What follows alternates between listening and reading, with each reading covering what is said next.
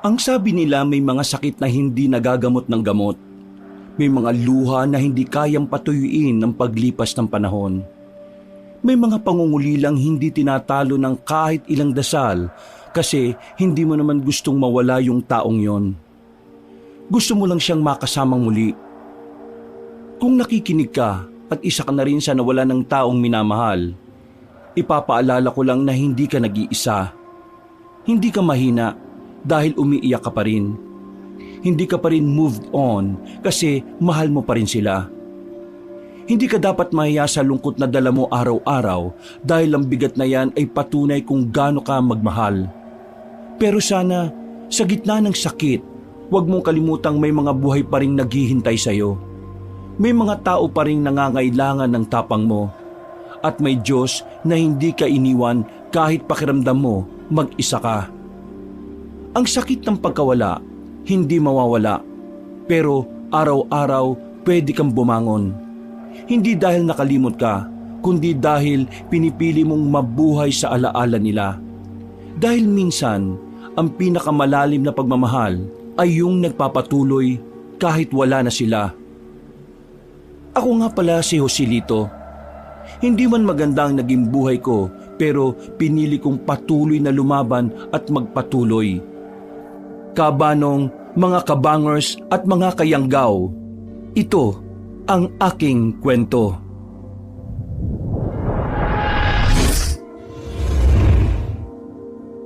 Bago nga pala magsimula ang ating kwento, sana'y mapindot nyo muna ang subscribe button at ang notification bell para lagi kayong nanonotify pag may bago tayong mga kwento. At huwag nyo rin kalilimutan mag-like at comment. Napakalaking tulong po ito sa ating channel para mas makapagatid pa kami sa inyo ng mga magaganda at mga nakakapangilabot na mga kwento. At ngayon, sa ating pagpapatuloy.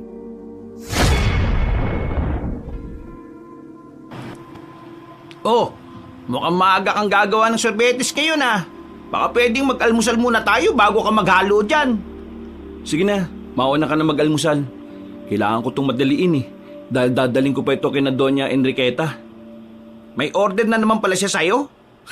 Halos buwan-buwan yata. May ginaganap na okasyon sa mansyon niya. Hindi na nakapagtataka yun, no? Mayaman at kilalang politiko yung asawa niya Kaya malamang na laging may ginaganap na okasyon sa kanila. Ang sabi pa nga ng Doña mabibigat na tao yung bisita niya kaya sarapan ko daw to.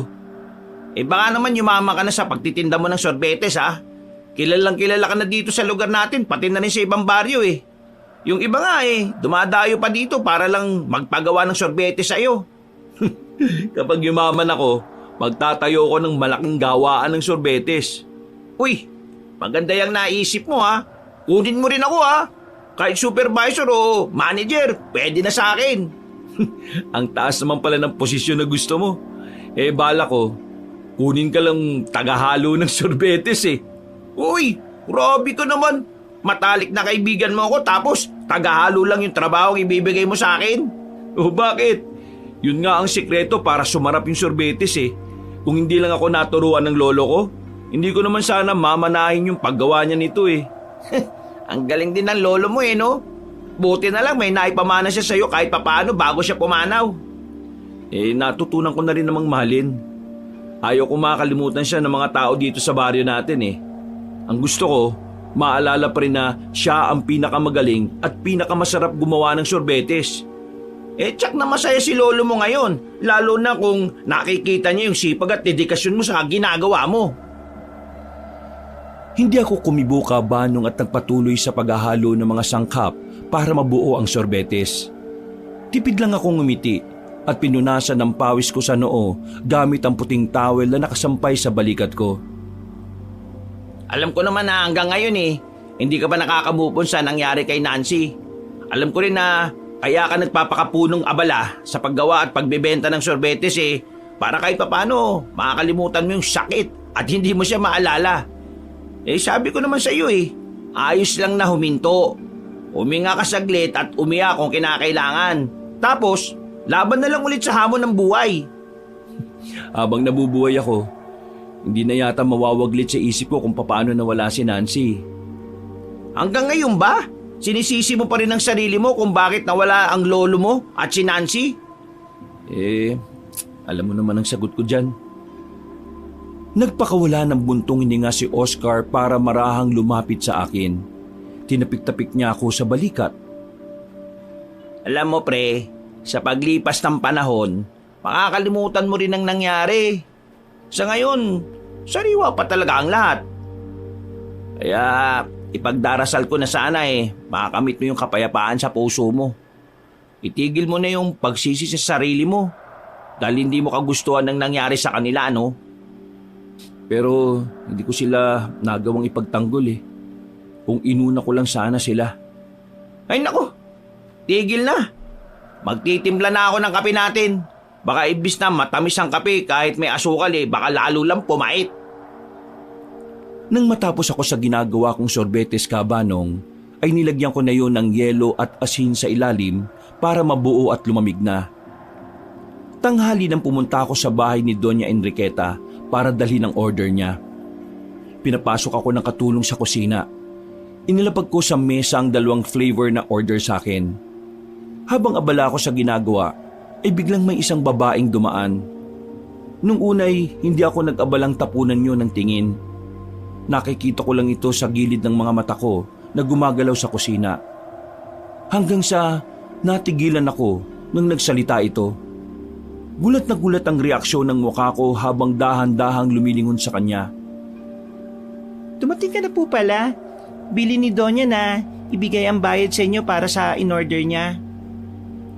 Hindi ako makapaniwala sa nakikita ko kaya naman mabilis kong kinusot ang mga mata ko.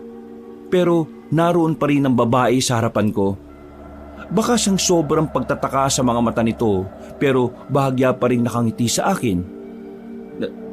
Nancy? Ikaw nga ba yan? Buhay ka? Pero paano? Paano nangyari na?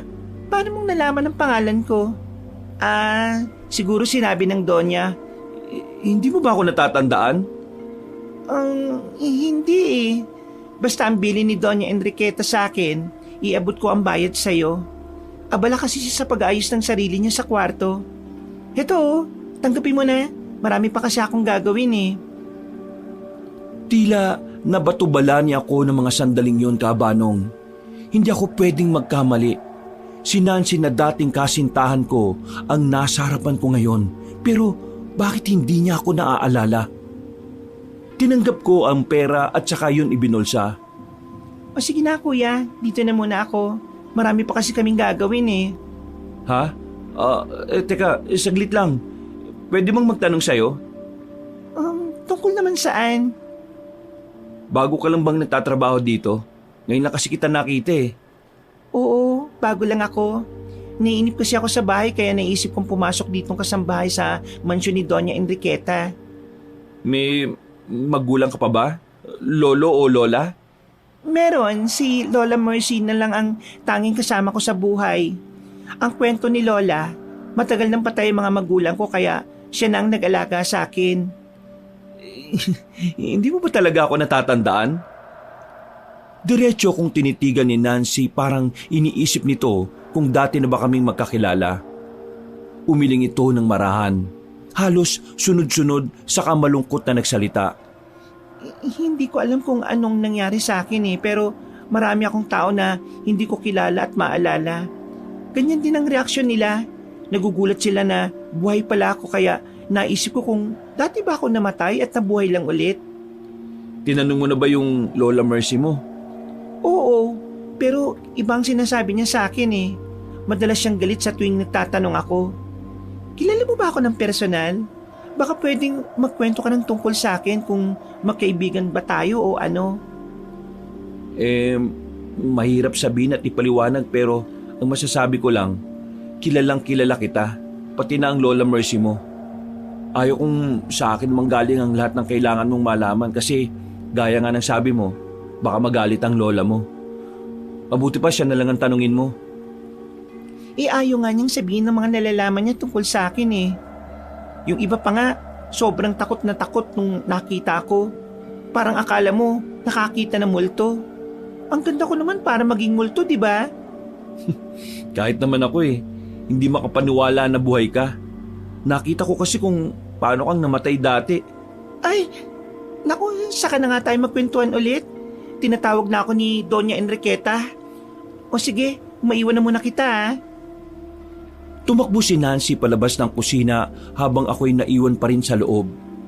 Kinurot ko ang braso ko para malaman kung nananaginip ba ako. Pero tunay ngang buhay si Nancy.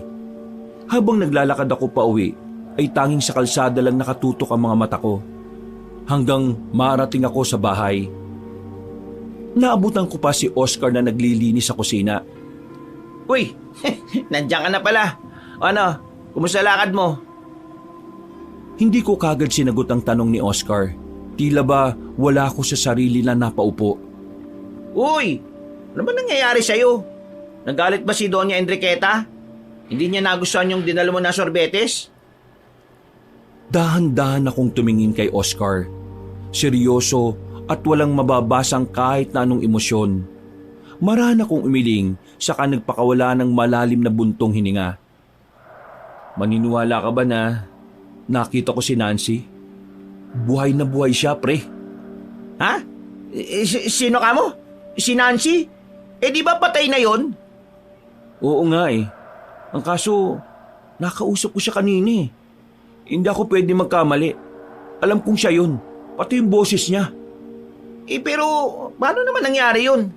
Nakita naman natin kung paano siyang namatay at pinatay. Hindi kaya kahawig at kamukha lang niya yung babaeng nakausap mo? Eh ang kaso, Nancy rin yung pangalan niya eh. At tinatanong niya ako kung kilala ko ba siya. O eh ano naman ang sinagot mo? Hindi ko nga alam kung ano ang sasabihin ko kanina sa kanya eh. Kasi gulat na gulat talaga ako eh. Hindi niya nga ako kilala o matandaan eh. Hindi kaya nawala ang alaala niya? Totoo ba yung reincarnation? Ewan ko ba pre, di ko alam. Pero para malaman ko ang totoo, kailangan ko makausap yung lola niya. Tsaka ko na may alam siya sa nangyari. Ay nako pre, mukhang delikado yung iniisip mo eh. Matindi ang galit sa'yo ng lola niya, di ba? Saka ang balita nga, may lahing mangkukulam yun. Baka naman ulamin ka pa kapag nagpunta ka sa bahay niya. Pero hindi ako matatahimik eh. Lalo na't hindi mawala sa isip ko si Nancy. Kanina nga, gusto ko siyang yakapin nung nakita ko siya eh. Pinigilan ko lang yung sarili ko. Saka sabi mo nga, di ba? Hindi kanya maalala. Ang hirap ng sitwasyon mo ngayon. Magtatatlong taon na simula nang mamatay siya. Mukhang maayos naman siya eh. Kung ano man ang pinaplano mo, ipinapaalala ko lang sa'yo na dapat handa ka masaktan ulit ha. Nakita ko kung paano kang naghinagpis nang mawala si Nancy. At sana ngayon maging handa ka sa kung anong pwedeng mangyari. Lalo na yung dibdib mo. Pati bayad mo ng husto yan. Naguguluhan talaga nga ako pre. Alam ko, kahit naman siguro akong nasa sitwasyon mo, ganyan din ang mararamdaman ko eh. Normal yung nararamdaman mo. Nang gabing yun kabanong ay lumabas ako ng bahay. Tapos na akong kumain at nakapagpababa na rin ako ng kinain. Kinuha ko ang palakol na ako mismo ang gumawa. Isinukso ko rin sa bewang ko ang mahabang tabak na nangintab pa ang talim ng tamaan ng ilaw. Ito ang naiwan na sandata na galing sa lolo ko na namayapa. Hindi na mabilang kung ilang aswang na ba ang napatay ng tabak na ito. Kakaiba ito dahil ang hawakan ay may nakaukit pa na mga baybaying letra. At kahit ang ibabaw ng tabak mismo ay may talim din kaya naman kahit na sinong aswang ang tamaan ay tiyak na mamamatay. Bukod doon ay may karga rin itong dasal at ritual mula kay lolo na ngayon ay ako na ang gumagawa. Kailangan kong alagaan ang mga sandata ko dahil ito ang tanging panlaban ko sa mga nilikha ng dilim. Nang mamatay sina Nancy at lolo, ay ipinangako ko sa sarili ko na papatayin at uubusin ko ang lahat ng aswang sa baryo namin o kahit na sa ibang mga lugar. Tahimik akong lumabas sa bahay ko at naglakad sa dilim. Habang naglalakad ay naramdaman ko na may kakaiba sa paligid. Nanatili lamang akong diretsyong naglalakad habang nakikiramdam pa rin. Maya-maya, gumalaw ang mga sanga, tuyong dahon at siit sa madilim na kakahuyan. Hindi pa rin ako huminto dahil hinihintay kong sumugod ang nagtatago sa kakahuyan.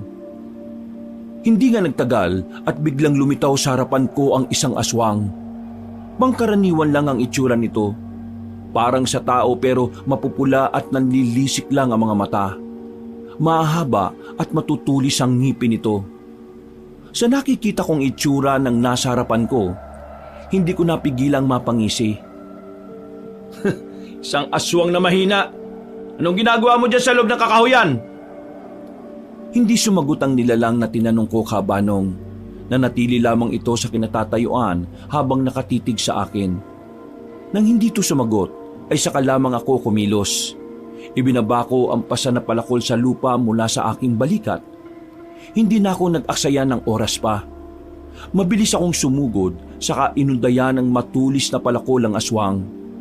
Hintatakot itong umatras at akmang kakaripas ng takbo. Ibinato ko ang hawak na palakol. Umikot yun sa ere at saka tumusok ang palakol sa batok ng aswang. Bigla itong bumagsak at hindi na nakagalaw. Dahan-dahan akong lumapit saka binunot ang palakol sa batok nito. Kumalat at umagos ang dugo nito pababa sa lupa. Di man lang ako pinagpawisan. Habang pasa ng palakol, ay naglakad pa ako at naglibot Kabanong sa madilim na kakahuyan. Baka sakaling may makita pa ako na aswang na pwedeng patayin. Halos madaling araw na nang magpasya akong umuwi sa aking bahay. Kinabukasan, nang tumigas na ang sorbetes na ginawa ko nung madaling araw, ay lumabas na ako ng bahay para magbenta. Habang naglalakad ako, ay may mga iilan na bumibili sa akin. Mga suki ko na sila. Nang makarating ako sa eskwelahan ng elementarya, ay hinintay kong maglabasan ng mga bata sa oras ng tanghali. Marami rin ako mga suki ng mga bata. Habang nakatayo, ay biglang may nagsalita sa harapan ko. Kuya, pabili nga po yung nasa malaking apa. Nancy? Anong flavor ang gusto mo? Etong chocolate at keso na lang. Saan ka pala pupunta? Wala ka bang trabaho ngayon kina Doña Enriqueta? Hindi ako pumasok ngayon kasi nagpaalam ako na magpapahinga. Bakit? Mahirap ba ang trabaho mo sa mansyon? Medyo. Lagi kasing may ginaganap na okasyon sa mansyon ng Donya eh. Oh, eto na pala yung sorbetes mo. Magkano pala to? Hindi na, wag na. Libre na lang yan. Ha? Naku, baka malugi ka. Magbabayad ako. Hindi na nga.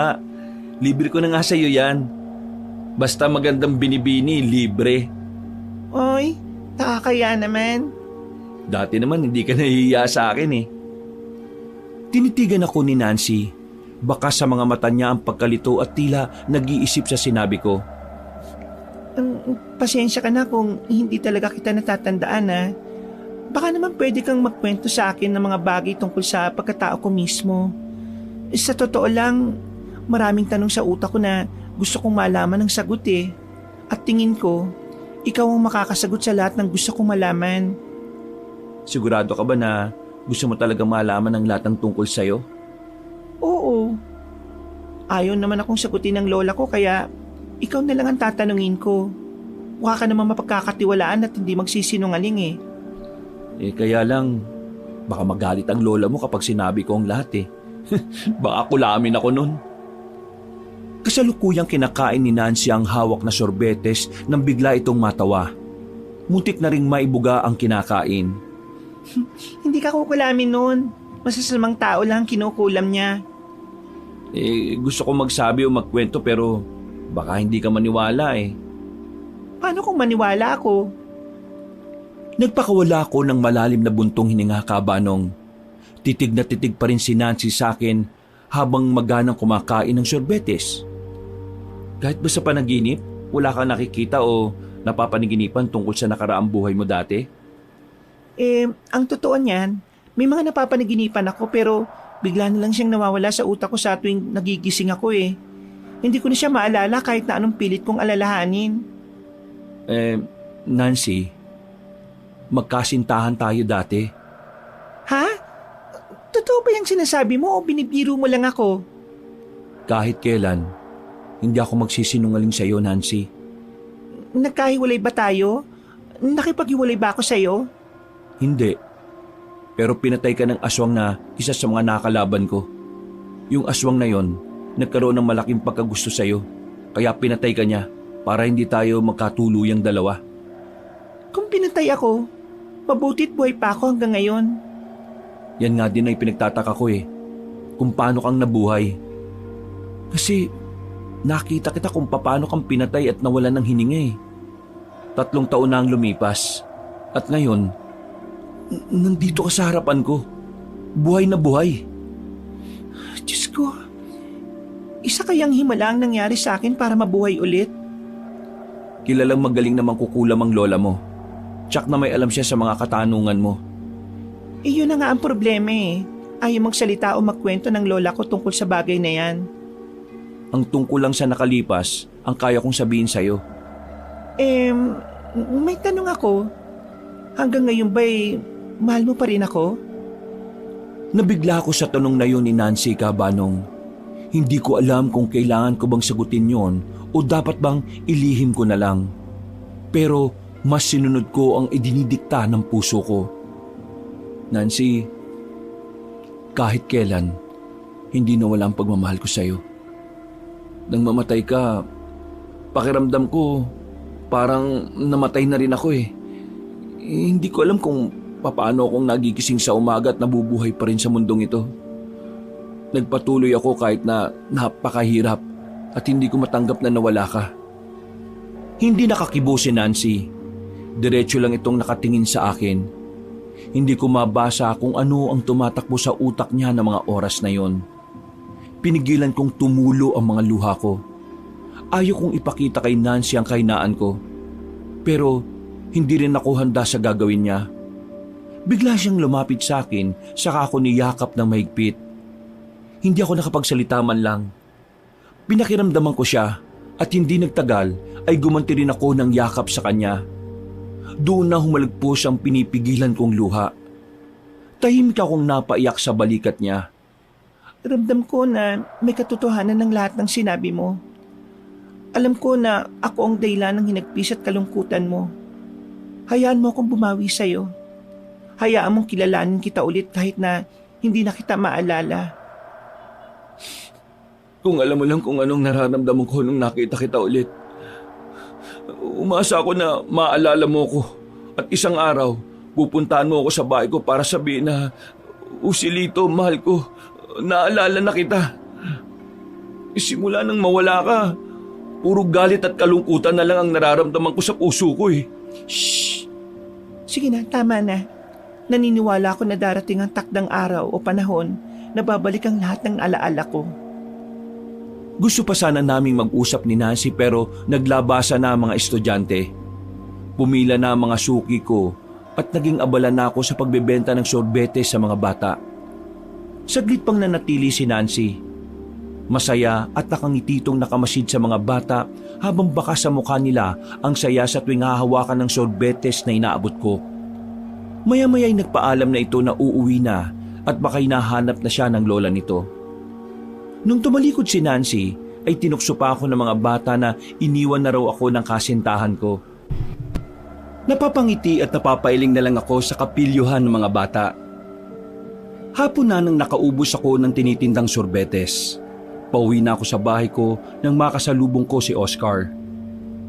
Uy, mabuti naman at naabutan kita. Maaga ako nakaubos ngayon eh. Baka naman may natira ka pang sorbetes dyan kahit konti. Lulutuin ko sana at ipapainom ko sa pamangking kong inuubo. Malas mo lang dahil sinimot ang tinda ko ngayon eh. Tumingin-tingin ka na lang dyan sa gilid. Baka may oregano o dahon ng lagundi na madadaanan ka dyan. Bumunot ka na lang. Mabisa rin naman na halamang gamot yun sa ubo eh. Nako, baka hindi malunok ng pamangking ko yung katas ng oregano Sobrang bait pa naman nun. Kailangan niyang tisin yung lasa para gumaling siya. Bakit parang may kakaiba sa aura mo ngayon ha? Kumunot ang noo ko kabanong at iniwas ang tingin kay Oscar habang ang kaibigan ko naman ay parang kinikilatis ang buong mukha ko. Ano naman ang magiging kakaiba sa akin? Dati na akong gwapo. Hindi yun. Kakaiba yung ngiti mo Tsaka maaliwala sa mukha mo ngayon. Hindi kagaya dati na parang lagi mong pasa ng daigdig. Kung ano-ano na lang ang napapansin mo. Mami ka nga.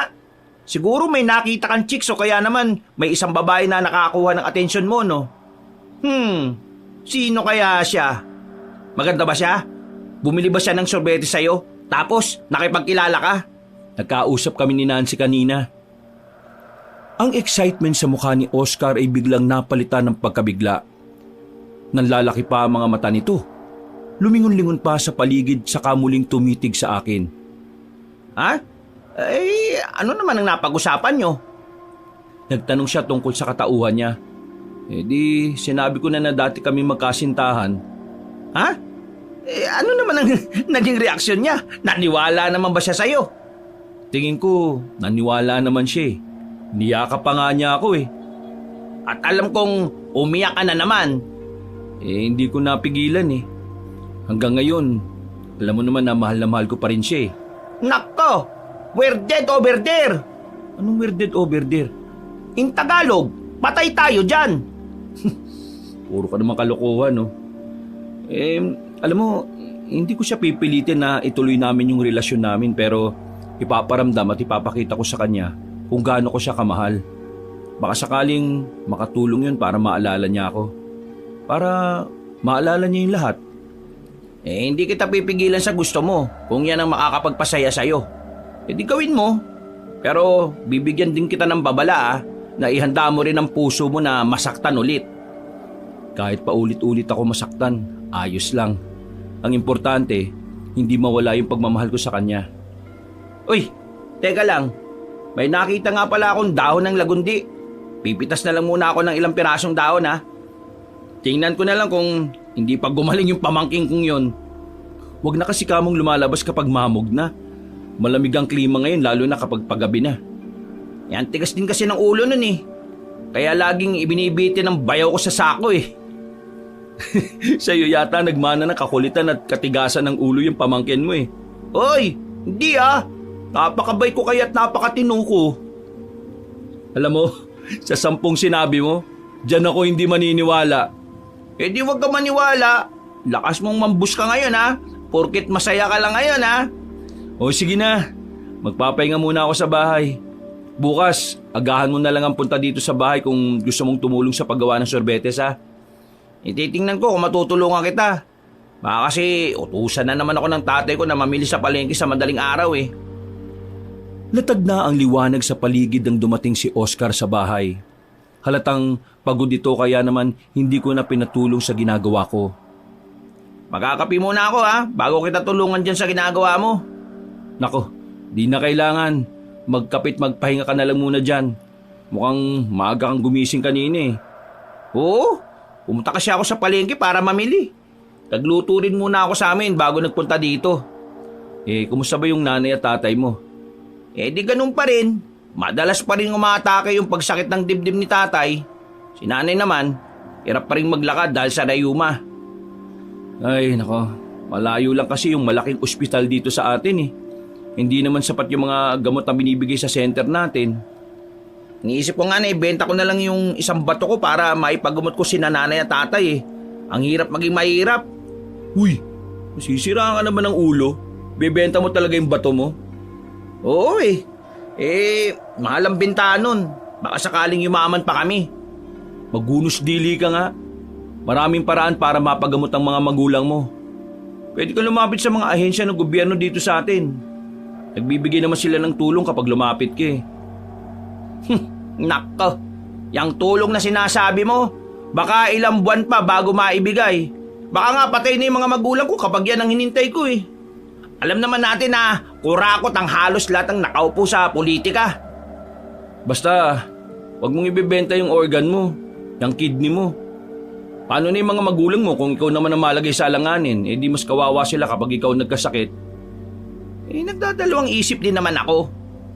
Kapag wala na akong pagpipilian, saka ko lang gagawin yon. O tara na, pagkape muna tayo. May dala akong pandesal, medyo mainit-init pa. Nagkape na ako kanina eh. Mamaya na ako kakain ulit.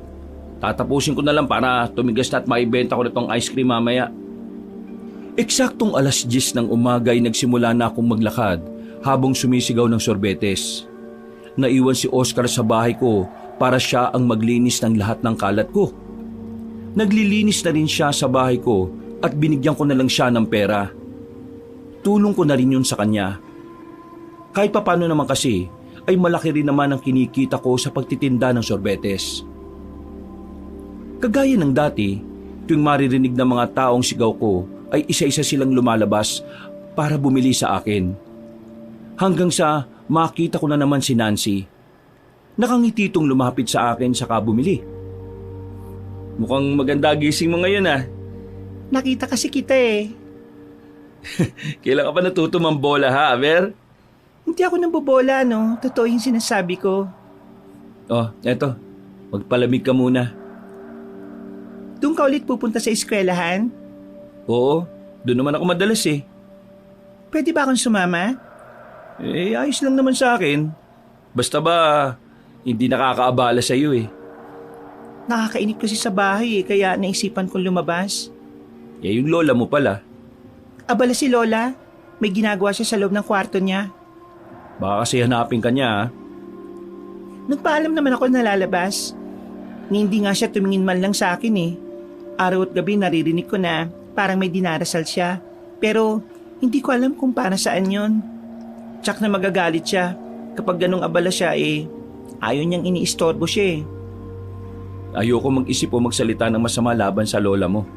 Mabait naman siya eh, kahit na may pagka-misteryosa. Mabait naman talaga si Lola, kahit na madalas sinusungitan niya ako. Humihingi naman siya ng pasensya at siyempre, sino ba naman ako para hindi siya patawarin? Naisip ko na baka dala lang yun ang edad niya. Matanda na kasi kaya siguro madalas bugnutin siya pero kahit na ganon, mahal na mahal ko pa rin ang lola ko. Eh tama lang naman na mahalin mo ang lola mo. Ako kasi, nag-iisa na lang sa buhay eh. Ha? Wala ka ng mga magulang? Ang lolo't lola mo, wala na rin sila? Wala na sila eh. Ang lolo ko, kasabay mo siyang namatay nun. Napansin ko ang matinding pagkabigla sa magandang mukha ni Nancy. Ilang sandali pa ay bigla yung nagbago at napalitan ng pag-aalala. Pasensya na. Hindi ko alam at wala rin akong natatandaan sa nangyari. Bakit ba kami pinatay ng lolo mo at sinong pumatay sa amin? Anong dahilan niya para patayin kami? Ayaw ko nang sabihin at ikwento. Baka isipin mo pa. Mas maganda na siguro ganyan na lang. Yung wala ka natatandaan sa lahat ng nangyari para ligtas ka. Ligtas ka sa kapahamakan. Pero gusto ko malaman ng lahat eh. Saka na. Kapag siguro may natatandaan ka na kahit konti. Mabuti pa, busin mo na lang yung sorbetes mo at malapit ang matunaw oh. Hapon na nang makaubos at matapos ako sa pagtitinda Abanong. Hindi pa naman ako pagod pero nahiga muna ako sa papag. Nagmumuni-muni habang nakatitig sa kisame. Binabalikan ko sa isip ko ang maamo at magandang mukha ni Nancy. Naalala ko rin ang naging pag-uusap naming dalawa. Masaya ko dahil kahit papaano ay may pagkakataon akong makita at makausap siya. Aminado naman ako na hanggang ngayon ay siya pa rin ang laman ng puso ko. Ayaw ko lang samantalahin ang pagkakataon na wala siyang maalala. Nagdarasal at umaasa ako na sana isang araw ay manumbalik ang lahat ng alaala niya. Sa ganoong pagkakataon ay baka pwede na kaming magsama at kung suswertehin ay aalokin ko na siya ng kasal para bumuo na kami ng isang pamilya. Nang sumapit ang gabi ay lumabas ako ng aking munting bahay. Ipinasan ko ang palakol sa aking balikat at ang matalim na tabak sa aking bewang. Ilang gabi na akong hindi lumalabas kaya naisip kong maghunting ng mga aswang. Sa paglalakad ko ay nakaramdam ako ng kakaibang enerhiya sa paligid. Nagpatuloy ako sa paglalakad at nakikiramdam hanggang sa makita ko ang isang aswang na nasa madilim na kakahuyan. Nakaluhod ito at tila may kinakain base na rin sa lakas ng pagpilas nito sa laman gamit ang mga ngipin. Tumayo ako di kalayuan sa nakikita ko at pinagmasdan ng aswang. Siguro ay naramdaman ito na may ibang presensya sa paligid kaya natigilan ito sa ginagawa. Hawak pa rin ang laman ng tao ay dahan-dahan itong lumingon sa akin. Nagkasalubong ang titig namin. Lumayo ito at pinahid ang nagkalat na dugo sa bibig nito. Oh, bakit ka tumigil sa kinakain mo? Mukhang masarap yung hapunan mo ah. Hindi sumagot ang aswang. Nanlisik ang mga mata nito at biglang sumugod papalapit sa akin. Mabilis naman akong nakailag sa pag-atake niya. Ibinaba ko ang palakol at iwinasiwas sa aswang na patuloy pa rin sa pag-atake sa akin. Mukhang hindi pa siya nasiyahan sa kinain niya. At ako pa yata ang balak gawing hapunan. Sa paglapit ng aswang ay sinalubong ko siya ng hawak kong palakol. Tumama ang tulis noon sa noo ng aswang. Dilat itong bumagsak sa lupa. Inapakan ko ang palakol at binunot ito mula sa pagkakabaon sa noo nito. Iniwan ko siya at naglakad ako sa masukal na kakahuyan pero wala na akong nakita pang mga anak ng dilim. Pakiramdam ko ay nagtago sila dahil nasaksiyan nila ang ginawa ko sa isang kauri nila. Kinabukasan, maaga kong lumabas ng bahay para magbenta ng sorbetes. Habang naglalakad ako at kinakalog ang bell na maliit sa kamay ko, ay nakasalubong ko si Lola Mercy, ang lola ni Nancy. Nagkasalubong ang mga mata namin. Ni isa ay walang gustong bumitaw ng titig. Lola Mercy, pwede ko po ba kayong makausap? Ano ang pag-uusapan natin at tungkol naman saan?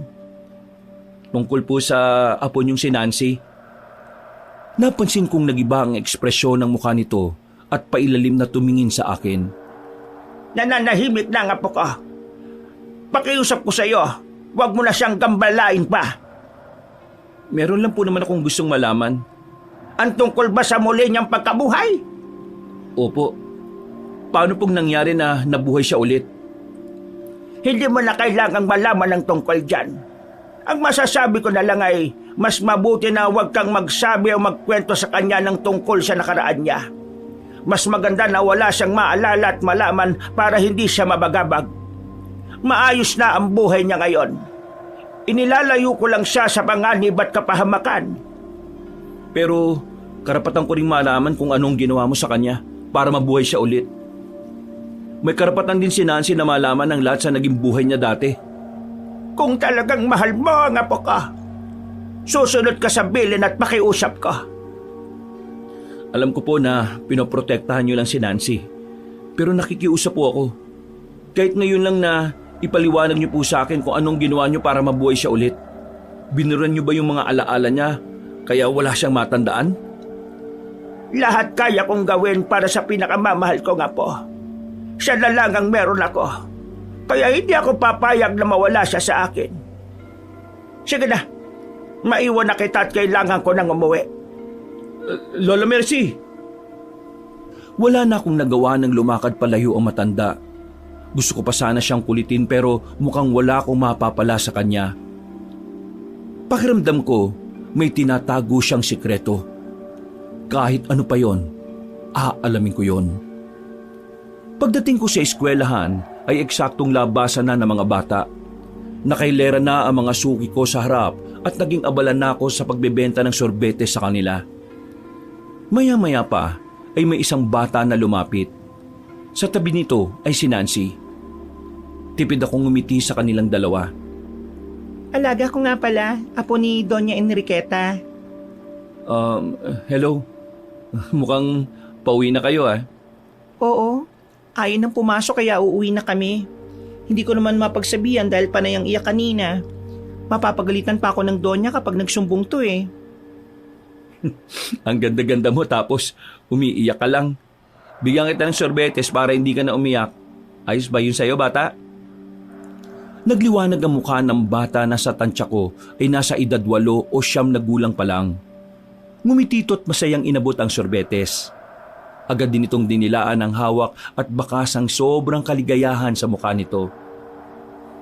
Maraming salamat nga pala ah. Bigyan mo pa ako ng isa, yung para sa akin naman. Huwag mo nang bayaran ha. Libre ko na sa inyo yan. Ako, marami na akong utang sa'yo. Tanggapin mo na itong bayad ko. Hindi na. Ayos lang naman saka hindi naman ako malulugi. Kung ayaw mong tanggapin, ayos lang. Maraming salamat nga pala ulit ha. Magsasalita pa sana ako pero biglang may humintong magarang sasakyan sa tabi namin. Pagbaba ng salamin ay ang driver pala ng Donya. Sinusundo na nito si Nancy pati ang alagang bata nito. O paano? Dito na muna kami Joselito ha. Maraming salamat ulit. Walang anuman. O sige, ingat kayo ah. Nang umalis na ang magarang sasakyan, ay tanging usok at alikabok ang iniwan noon sa kalsada. Mabuti na lang ay natakpan ko ang mga tinda kong sorbetes. Hapon, naglalakad na akong pauwi sa bahay. Kagaya ng dati, ay naubos ko na ang itinitinda kong sorbetes. Habang naglalakad at nagpupunas ng pawis, ay bigla kong natigilan. May naramdaman kasi akong parang nakatingin at nagmamasid sa akin. Huminto ako at nagpalinga-linga sa paligid. Puro puno at maliit na palayan ang kasalukuyang kong dinaraanan. Mataas pa ang sikat ng araw kaya imposibleng aswang ang nararamdaman ko sa paligid. Pagtingin ko sa isang puno ng mangga ay biglang nagtago ang tila tao na nakita ko roon. Tinitigan ko ang puno, umaasang lalabas o magpapakita ang tao roon. Kung sino ka mang nagtatago dyan sa puno ng mangga, lumabas ka at magpakita ka sa akin. Ano ba sadya mo? Pero walang lumabas na tao. Nagpakawala ako ng buntong hininga at inikot-ikot ko ang aking leeg. Pinalagutok ko rin ang mga braso at kamao ko. Sa isip ko ay baka mapalaban ako. Hindi naman ako natatakot dahil dala ko naman ang tabak ko na nasa bewang. Lalapit na sana ako sa puno ng mangga nang biglang, Uy, mabuti naman at pauwi ka na pre. Sakto, may dala akong iniyaw na bulig. Nahuli ko to kanina at ako mismo ang nag-iyaw. saan ka ba galing? Bigla kang sumusulpot na lang. Galing nga ako sa amin. Ay teka, ano bang ginagawa mo dyan? Iihi ka ba? Uy, magpasintabi ka ha. Baka mamaya maihihan mo yung nakatira dyan sa puno. Sira ulo, hindi ako iihi. Nawala na ang tao na nagtatago sa likod ng punong mangga. Ni hindi ko man lang nakita kung sino yon. Tara na! Sabay na tayo umuwi para makakain tayo. Habang mainit pa tong dala ko. Oh. May kamatis ba sa inyo? Masarap yung gawing sausawan sa toyo at chili. Tara na nga, umuwi na nga tayo. Napakaingay mo. Nawala na tuloy yung taong kailangan ko makita. Pagdating sa bahay, ay agad na dumiretso si Oscar sa kusina. Hinayaan ko na siyang kumilos at maghain ng aming kakainin. Nakakaramdam na rin ako ng gutom dahil hindi pa ako kumakain ng tanghalian at merienda. Habang hinihintay ko matapos si Oscar, ay napapaisip naman ako kung sino ang taong kaninang sumusunod sa akin. Muli ko ring naalala ang tungkol sa pag-uusap namin ni Lola Mercy. Okupado ang utak ko kaya hindi ko narinig na tinatawag na pala ako ni Oscar. Uy! Lalim naman niyang iniisip mo. Nakailang tawag na ako sa iyo ha. Tara na! Nakapag-kain na ako oh. Kaya kumain na tayo. Ay, pasensya na ha. Marami lang akong iniisip. Kagaya ng ano? Nagugas ako ng kamay sa tabo at nagsimulang kumuha ng kanin. Sumubo muna ako ng 2 sunod saka muling nagsalita. Nakasalubong ko kanina si Lola Mercy. Yung lola ni Nancy? Yung mangkukulam dito sa atin? Oo. Ano naman ang napag-usapan nyo? May papakulam ka ba sa kanya? Ugok ka talaga. At sino naman ipakukulam ko? Ikaw. Uy, maawa ka naman sa akin. Ako lang ang inaasahan ng magulang ko kaya wag mo naman gawin sa akin yan. Hindi nga ako magpapakulam. Kinausap ko lang siya tungkol kay Nancy. O ano naman ang sinabi na matandang yun sa'yo? Gusto ko lang naman malaman kung paanong nangyari na muling nabuhay si Nancy. Pero ayaw niya magsabi ng kahit na ano. Alam mo, tingin ko, may sikreto siyang tinatago kaya ayaw niyang sabihin sa'yo yung tungkol doon. Yan nga rin ang iniisip ko eh. Kaya aalamin ko kung ano yung sikreto na yon. Hindi kaya dahil mangkukulam nga siya, kaya ginamitan niya ng itim na maika si Nancy? Posible. O kaya baka nakipagkasundo siya sa demonyo para muling mabuhay yung apo niya. Nakakilabot naman. Handaan niyang gawin ng lahat, kahit lumapit pa siya sa Diablo. Lalo na kung yun na lang ang pagpipilian niya. Nako, mag-iingat ka na lang pre ha. Sa totoo lang, natatakot ako na baka mapahama ka pa kapag inalam mo pa yung tungkol sa pagkabuhay ni Nancy.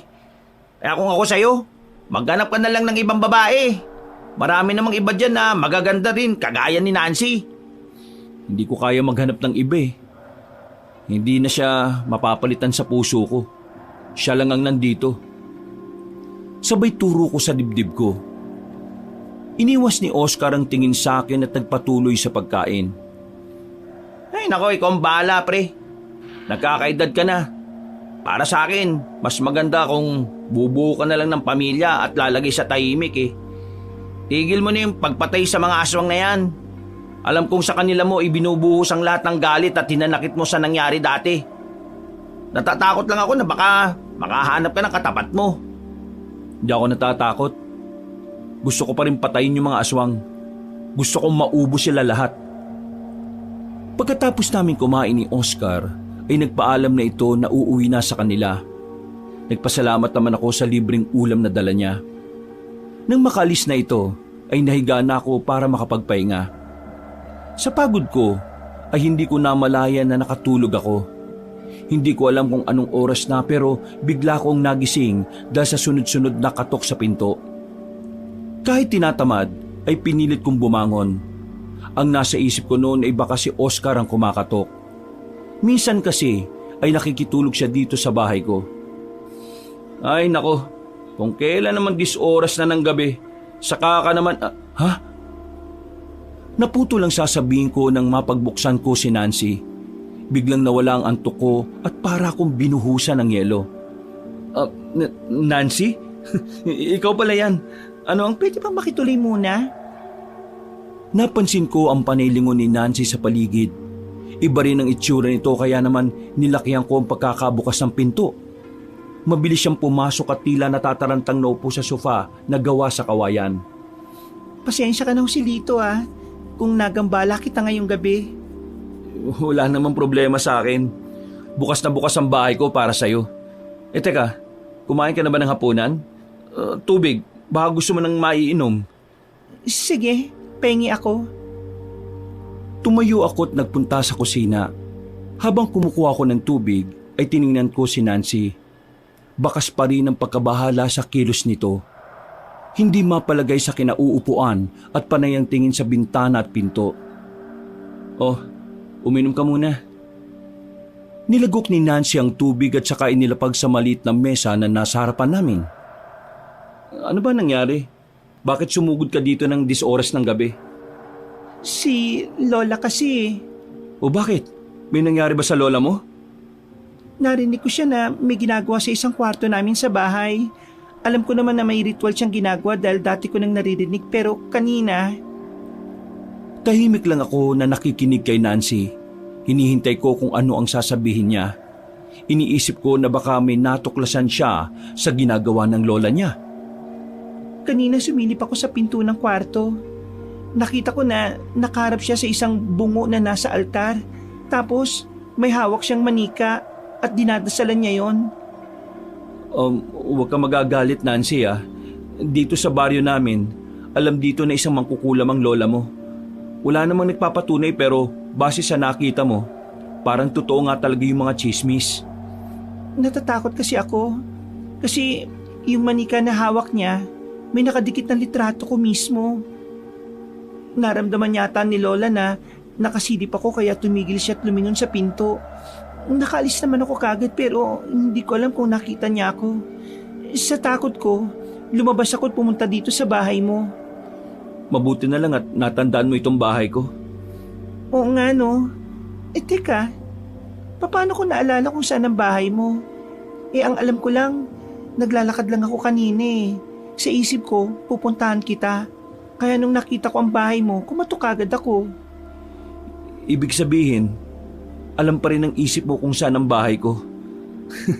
Natutuwa ko kasi kahit papaano may natatandaan ka kahit hindi mo pinipilit alalahanin.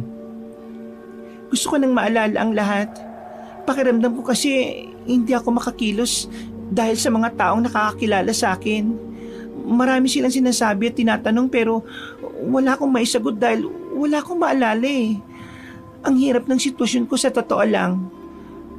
Tumabi ako kay Nancy at tinawakan ng 2 kamay niya. Naintindihan ko ang sitwasyon mo kaya gusto rin kitang tulungan. Marami lang din na gumugulo sa isip ko eh. Baka masama lang ang maidulot nito sa'yo kapag sinabi ko ang lahat. Nung nakaraan, nakita ko lola mo. Gusto ko siyang tanungin kung anong ginawa niya para muli kang mabuhay. Pero nagalit lang siya eh. At ayaw niya magsabi ng kahit na ano. Ganyan din ang ginagawa ni Lola sa akin. Minsan nga, gusto kong mainis o magtampo dahil sa mga nililihim niya. Pero pilit ko siyang iniintindi dahil lola ko pa rin siya at mahal ko siya. Noon at ngayon, hindi ka pa rin nagbabago. Sweet ka pa rin lalo na sa lola mo. Nung magkasintahan pa tayo dati, sweet din ba ako sa'yo? Oo naman. Mahihiya na nga lang ang langgam sa kaswitan mo sa akin eh. Maraming salamat Joselito dahil hindi mo sinasamantalang sitwasyon ko ngayon. Kung tutuusin, pwede mo akong angkinin ulit kagaya ng dati pero hindi mo ginagawa. Nancy, mataas ang paggalang at respeto ko sa'yo. Hindi ko kaya na pilitin ka sa ayaw mong gawin. Ang gusto ko, yung bumalik ang dating ikaw. Yung Nancy na kilala ko at kilala ako. Mas gusto kong maalala at maramdaman ng puso mo kung sino ko sa buhay mo. Mahal kita, Nancy. Mahal na mahal. At handa akong maghintay hanggang sa bumalik ka sa akin. Pinipigilan kong maluha ng sandaling yon, Kabanong. Marahan kong hinagkan ang ibabaw ng kamay ni Nancy. Nang titigan ko siya, ay bigla niya akong niyakap. Unti-unti ay yumapos din ako sa kanya. Hay! Joselita! Alam kong nariyan na ka pa ka! Ilabas mo siya! Mabilis kaming naghiwalay ni Nancy nang marinig namin ang galit na boses ng lola niya mula sa labas ng bahay ko. Si Lola, naku po, lagot ako. Hindi ka naman siguro sasaktan ng lola mo. Pero natatakot ako. Yung ginawa niya kanina sa manika na may nakadikit na litrato ko. Bakit niya dinadasalan yon? Para saan kaya yon? Hindi ko rin alam eh. Tanging ang lola mo lang ang makakasagot yan.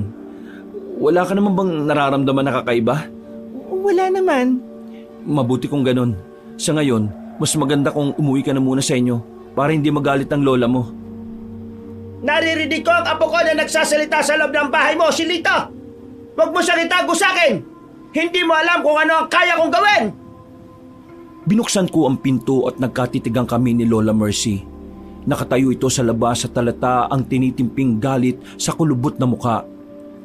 Wala naman po akong balak na itago ang apo ninyo. Nagpunta lang po siya dito sa bahay ko dahil may gusto siyang itanong. At ano naman ang kasinungalingang sinabi mo sa apo ko? Binabalaan kita, Joselito! Mas maigi kung ititiko mo ang bibig mo! Baka kung ano lang ang masabi mo sa apo ko at maniwala naman yan! Patahimikin mo na siya! Kahit kailan, hindi po ako magsasabi ng kasinungalingan kay Nancy. Naging saksi rin po kayo kung gaano ko siya minahal dati. Nagtataka lang po ako kung bakit ayaw niyong ipagtapat sa kanyang tungkol sa nakaraan niya eh. May lihim po ba kayo itinatago sa kanya mismo? Naningkit ang mga mata ni Lola Mercy. Gumalaw din ng kulubot na bahagi ng panga nito, saka ko dinuro. Kung may inilihim man ako sa apo ko, wala kang pakialam doon! Ginagawa ko lang ito dahil iniisip ko ang kapakanan at kaligtasan niya. Noong pinatay siya ni Artemio, wala ka namang nagawa para iligtas siya. Ngayon na buhay siya, mas gugustuhin ko na wala na siyang maalala kesa naman malagay na naman sa alanganin ng buhay niya.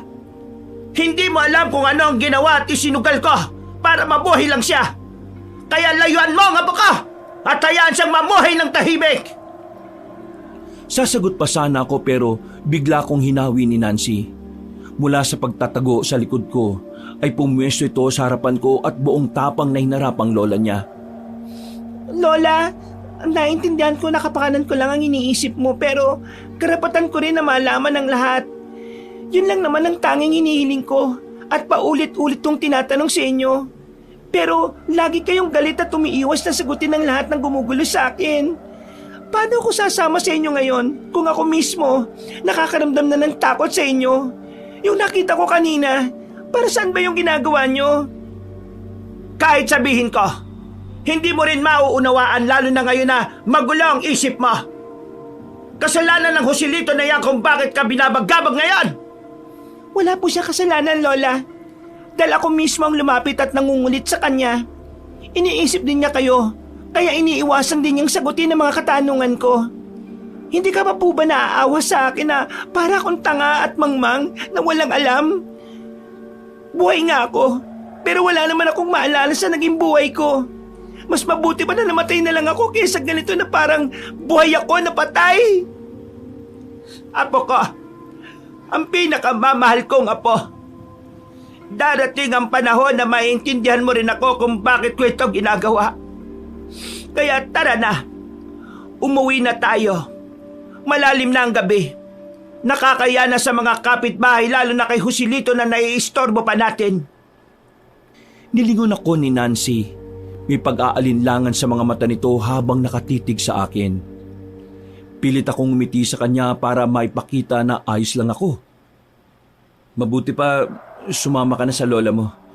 Hindi ka niya sasaktan, kaya huwag ka na matakot. Babalik ako.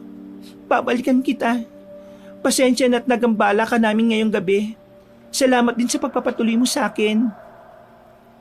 Bago umalis ay pinisilpa ni Nancy ang isang kamay ko. Nang humakbang ito palapit sa matanda, ay agad naman siyang binalutan ng balabal sa katawan. Hinawakan ni Lola Mercy ang kamay ni Nancy at sabay na silang umalis. Naiwan ako na tinatanaw sila habang papalayo. Hindi na ako dinalo pa ng antok dahil sa nangyari, Kabanong. Kahit anong pikit ang gawin ko, ay bumabalik lang sa alaala ko ang takot sa mukha ni Nancy, pati na ang galit sa mukha ng lola nito. Madaling araw ay nagsimula na akong gumawa ng sorbetes. Hindi ko napansin ang oras. Umaga na at tagaktak ang pawis ko sa mukha at katawan. Maganda umaga, pre. Oh, parang ang aga mo yatang nagsimula ah. Tumigil ako saglit at itinabi ang sorbetes na hinahalo ko. Patitigasin ko na lang yon, kaya asin at yelo na lang ang kulang. Sinulyapan ko ang icebox na dala ni Oscar. Hindi na kasi ako nakatulog kaya maaga akong nakagawa ng sorbetes ngayon. Ayos na ba tong yelo na dala mo? Ilalagay ko na sana para tumigas na yung sorbetes. Oo, ayos na yan. Sa iba na ako bumili. Mas maganda ang yelo nila dun. Hindi madaling matunaw. Hindi gaya dun sa dati natin binibilhan. Saan ka ba bumili niyan? Baka pwede mo akong samahan para hindi ka na naaabala pa. Ako na lang ang bibili ng yelo sa susunod. O sige, sa susunod sasama kita para malaman mo kung saan. Ay teka, magtitimpla muna ako ng kape. Sasabay ba kita? Oo sige, sabay mo na ako. Pagkatapos ko maglagay ng yelo at asin sa gilid ng lalagyan ng sorbetes, naupo na ako at pinunasan ng pawis. Tinitingnan ko si Oscar sa ginagawa nito sa kusina. Nagpiprito siya ng itlog. Tsak na ipapalaman namin yon sa pandesal na dala niya. O pre, tara na. Mag-almusal na muna tayo. May dala akong pandesal at saka may binili rin akong kesong puti. Tsaka itlog. Bahala ka na kung anong gusto mo dito. Sige. Salamat pre. May lakad ka ba ngayong araw? Pupunta lang naman ako sa bukid namin. Titingnan ko kung yung mga tanim kong gulay doon baka may harvest na ako. Para maibenta ko naman. Bakit mo pala naitanong? Wala naman. Kapag may na-harvest ka sa mga gulay, bentahan at dalan mo ko ah. Oo naman. Ang dami na nga nagtatanong sa akin kung may harvest na ba daw akong gulay Pagkatapos natin kumain, iidlip muna ako ah. Kailangan ko matulog para sapat ang lakas ko sa maghapong pagtitinda. Bakit ka nga pala hindi nakatulog kagabi? Napuyat ka ba? Kakahanap ng mga aswang? Buti nga sana kung ganun pero iba ang naging dahilan kaya ako napuyat Kwento mo naman sa akin kung ano yan. Pumunta kasi si Nancy dito kagabi. Tapos nag-iskandalo rin yung lola niya sa labas. Hinahanap niya si Nancy. Tumawid ng upo si Oscar. Bigla itong napahigop ng kape at saka muling nagtanong. Bakit ka pinuntahan ni Nancy? Naalala ka na ba niya? Hindi, pero natatandaan niya kung saan yung bahay ko. Puno nga siya ng takot kagabi. Gusto ko siyang protektahan at itago pero hindi ko naman pwedeng gawin yun kasi wala akong karapatan. Kapag nakilala at naalala niya na ako, baka pwede na. Naku po, naisip ko na mangyayari talaga yan. Ang ibig sabihin, kahit nakalimot ang isip, pero hindi ang puso.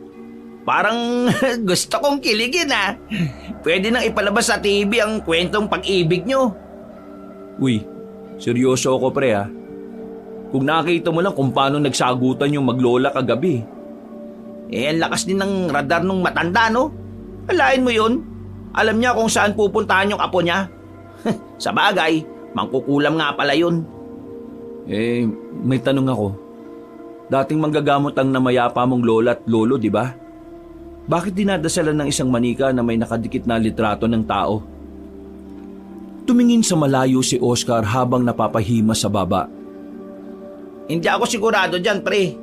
Wala rin naman akong sapat na kaalaman tungkol sa ginagawa ng lolo't lola ko. Pero, alam ko, kapag dinadasalan ng manika, pwedeng sumpa yun sa tao. Bakit pala, pre? Ayaw mo na bang pumatay ng aswang? Mag-aaral ka na rin ba ng itim na karunungan? Yan ang hinding-hindi ko gagawin, no? Yan kasi ang nakita mismo ni Nancy kagabi na ginagawa ng lola niya. Nakita raw niya na nakadikit yung litrato niya sa manika at inuusalan ng dasal o ritual. Kaya natakot at nagpunta dito sa bahay ko. Teka lang, pre. Mahintay mo ba ako? Bakit? Ano bang gagawin mo at saan ka pupunta? Ukayin ko lang saglit yung lolo't lola ko para itanong yung tinatanong mo sa akin. Sira ulo. Siyempre, biro lang yung pre. Pero, sige, seryoso na. Ang may papayo ko lang kay Nancy, mag-ingat na lang siya sa lola niya. Hindi natin alam kung gaano kapanganib yung lola niya. Hindi rin natin alam kung ano ang kakayahan niya, lalo na't isa na yung mangkukulam. Ang mga mangkukulam, hindi naman lahat masama eh. May mabuti rin naman at pwede rin nilang pagsabayin ng kasamaan at kabutihan. Depende sa gusto nilang gawin sa kapwa nila. Kapag nakita mo ulit si Nancy, sabihin mo yan sa kanya. Babala lang naman. Pagkatapos kong marinig ang mga sinabi ni Oscar, ay nahulog ako sa malalim na pag-iisip. Nang matapos kami kumain ng almusal, ay nagpaalam ng aalis si Oscar. Ako naman ay natulog muna. Kailangan kong gumising ng 9:00 para maligo at mag-asikaso ng mga ititinda kong sorbetes. Sorbetes! Bili na kayo ng sorbetes! Iba't ibang flavor! Merong keso, ube at tsokolate. Murang-mura lang. Kapag maganda, libre na. Totoo ba na kapag maganda ang bibili, libre na? Nagulat ako nang biglang sumulpot mula sa likod ko si Nancy. Uy, kaya nga lagi kitang nililibre, di ba? He, bolero. Pabili na nga ng isa. Lahat ng flavor ilagay mo. Oh, kumusta ba? Nagkaayos na ba kayo ng lola mo? Maayos naman kami. Hindi ko na tinanong si Lola tungkol sa nakita ko kagabi. Ayaw ko muna siyang kulitin. Mabuti naman at hindi ka na niya pinagalitan pagka uwi niyo kagabi. Tahimik lang si Lola. Iniiwasan din siguro niyang pag-usapan yung tungkol sa nangyari kagabi. Oh, eto, magpalamig ka muna. Mukhang ako ang benamano mo ah. Kaya tanggapin mo itong bayad ko ah. Wala munang libre ngayon. Hindi na ako nakatanggi. Tinanggap ko ang inabot niyang bayad. Pinagmasdan ko si Nancy habang nakatitig ako sa kanya ay naramdaman ko na may mga matang nakamasid sa amin. Mabigat at mainit ang titig na yon. Palihim akong nagpalinga-linga sa paligid pero wala naman akong napansin na kakaiba. Sige Joselito, dito na muna ako. May kailangan kasi akong bilhin eh. Ha? Oo sige, ingat ka ah. Nang maglakad palayo si Nancy, ay napansin ko ang isang bulto ng lalaki na sumunod dito. Sinuri ko ang kabuuan niya at napagtanto ko na baka ito ang nararamdaman ko kanina na nagmamasid sa amin. Hindi ako nag-alangan na sinundan ko sila. Sa pagsunod ko, ay napansin yata ni Nancy na nasa likod lang ako. Lumingon ito sa akin at bahagya pang nagulat nang makita ko. Joselito, anong ginagawa mo dito? Sinusundan mo ba ako? May nakita lang akong kahina-hinalang tao kanina kaya sinundan kita. Sino naman ang taong yon? Kilala mo ba? Hindi nga eh. Kaya sumunod ako para malaman sana kung sino siya. Iginala ko ang paningin sa paligid pero hindi ko na nakita ang lalaki. Para itong pumutok na bula na biglang naglaho. Hindi ko na rin maramdaman ang presensya ng ibang tao. Baka naman nakasabay ko lang sa paglalakad yon. Siguro nga. Talasan mo na lang ang pakiramdam mo ha. Hindi natin masasabi kung kailan may panganib. Natatakot tuloy ako sa mga sinasabi mo. Hindi ko gustong takutin ka. Babala lang yung sinasabi ko. O sige, dito na ako. Tsak na malapit nang lumabas mula sa eskwelahan yung mga suki ko eh. Mag-ingat ka sa pupuntahan mo ha. Kinagabihan, hindi ako nagpahinga muna. Naisip kong lumabas muna ng aking bahay. Gusto kong maghanap ng mga aswang para patayin. Nilinis ko ang palakol at tabak na lagi kong ginagamit at dala. Nang matapos ako sa ginagawa, ay naghanda na ako sa paglabas. Kasalukuyan na akong nasa labas, lumilibot sa masukal at madilim na kakahuyan at kagubatan dito sa baryo namin. Habang naglalakad, ay panay ang sulyap ko sa bilog at maliwanag na buwan. Nagulat pa ako na magliparan ng mga paniki. Muntik na akong dapuan ng iba. Wisit! Lumayo kayo sa akin! Dumapa ako sa lupa at mabilis din bumangon nang umalis sa mga paniki. Natigilan ako nang may maramdaman akong presensya. Hinawakan ko ng mahigpit ang palakol ko at pinakiramdaman ang nasa paligid ko. Kailangan kong maging handa. Hindi nga ako nagkamali dahil biglang may sumugod sa akin mula sa kung saan. Kumapit ito sa likod ko at balak akong kagatin sa batok. Nagpumiglas ako at tinawakan sa kamay ang pangahas na aswang. Nang mahawakan ko ito, ay saka ko siya pilit inalis sa likod ko. Umatras ako ng umatras at dinikdik ko siya sa katawan ng malaking puno na nahagip ng mga mata ko. Napasigaw sa sakit ang aswang. Ayaw mong umalis ha? Itong sa'yo! Paulit-ulit kong binangga ang aswang sa puno. Ilang sandali pa ay bumitaw na rin ito sa pagkakakapit sa akin. Nangihina itong bumagsak sa lupa at halos nakapikit na at lupaypay. Bibitiw ka rin naman pala eh. Pinahirapan mo pa ako. Kaya mo, tatapusin ko na ang paghihirap mo ngayon. Hinawakan ko ang palakol at ubod lakas na ibinuon yun sa ulo ng aswang. Hindi man lang ako nakaramdam ng awa kahit na itinas nito ang dalawang kamay. Tanda ng pagsuko. Nang bumaon ng tulis ng palakol ko sa ulo nito, ay sumirit ang dugo nito. Tumalsik pa ang iba sa binti at paa ko. Agad ko ring hinugot ang palakol at parang walang nangyari na nilisan ng walang buhay na aswang. Bigla kong natigilan. Pinakiramdaman kong muli ang paligid dahil parang may mga mata na namang nakamasid sa akin. Sino ka? Magpakita ka at huwag ka magtago sa dilim! Ngunit walang lumalabas. Mabilis ding naglaho ang presensya ng sinuman. Hindi ko na inisip kung sino yon. Baka isang aswang na naduwag lumabas dahil nakita ang ginawa ko sa isang kalahi niya. Pagkauwi sa bahay ko, ay naligo ako para mawala ang lansa ng dugo na kumapit sa katawan ko. Hindi na ako matutulog kaya gagawa na lang ako ng sorbetes. Eksakto pagkatapos ko magbihis ay bumungad sa akin si Oscar na nasa labas ng bahay. Nakaupo ito roon at hinihintay ang paglabas ko. Oh, ang aga mo naman yata ngayon. Maaga talaga akong pumunta. Balak sana kitang isama sa binibilan ko ng yelo para alam mo na rin.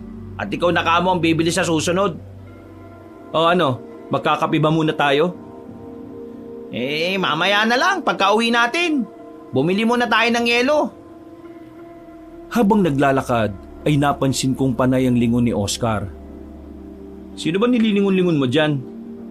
Sinisiguro ko lang na walang sumusunod na aswang sa atin. Nakwento kasi sa akin ng pinsan ko kagabi na may pinatay na kapitbahay nila. Aswang daw ang may gawa. Hindi pa rin ba talaga sila nauubos?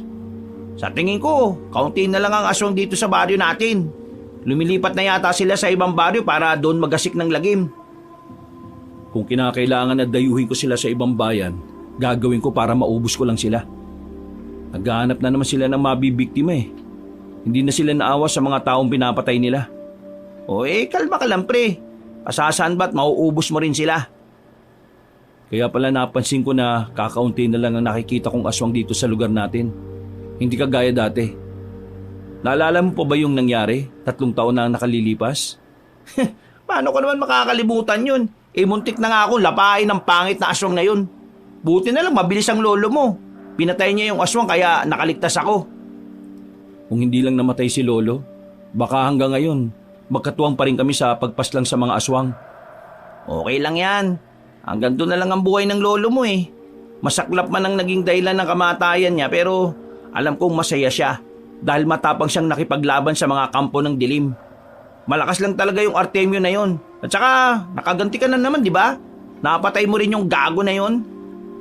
Parang hindi pa rin sapat kahit napatay ko siya.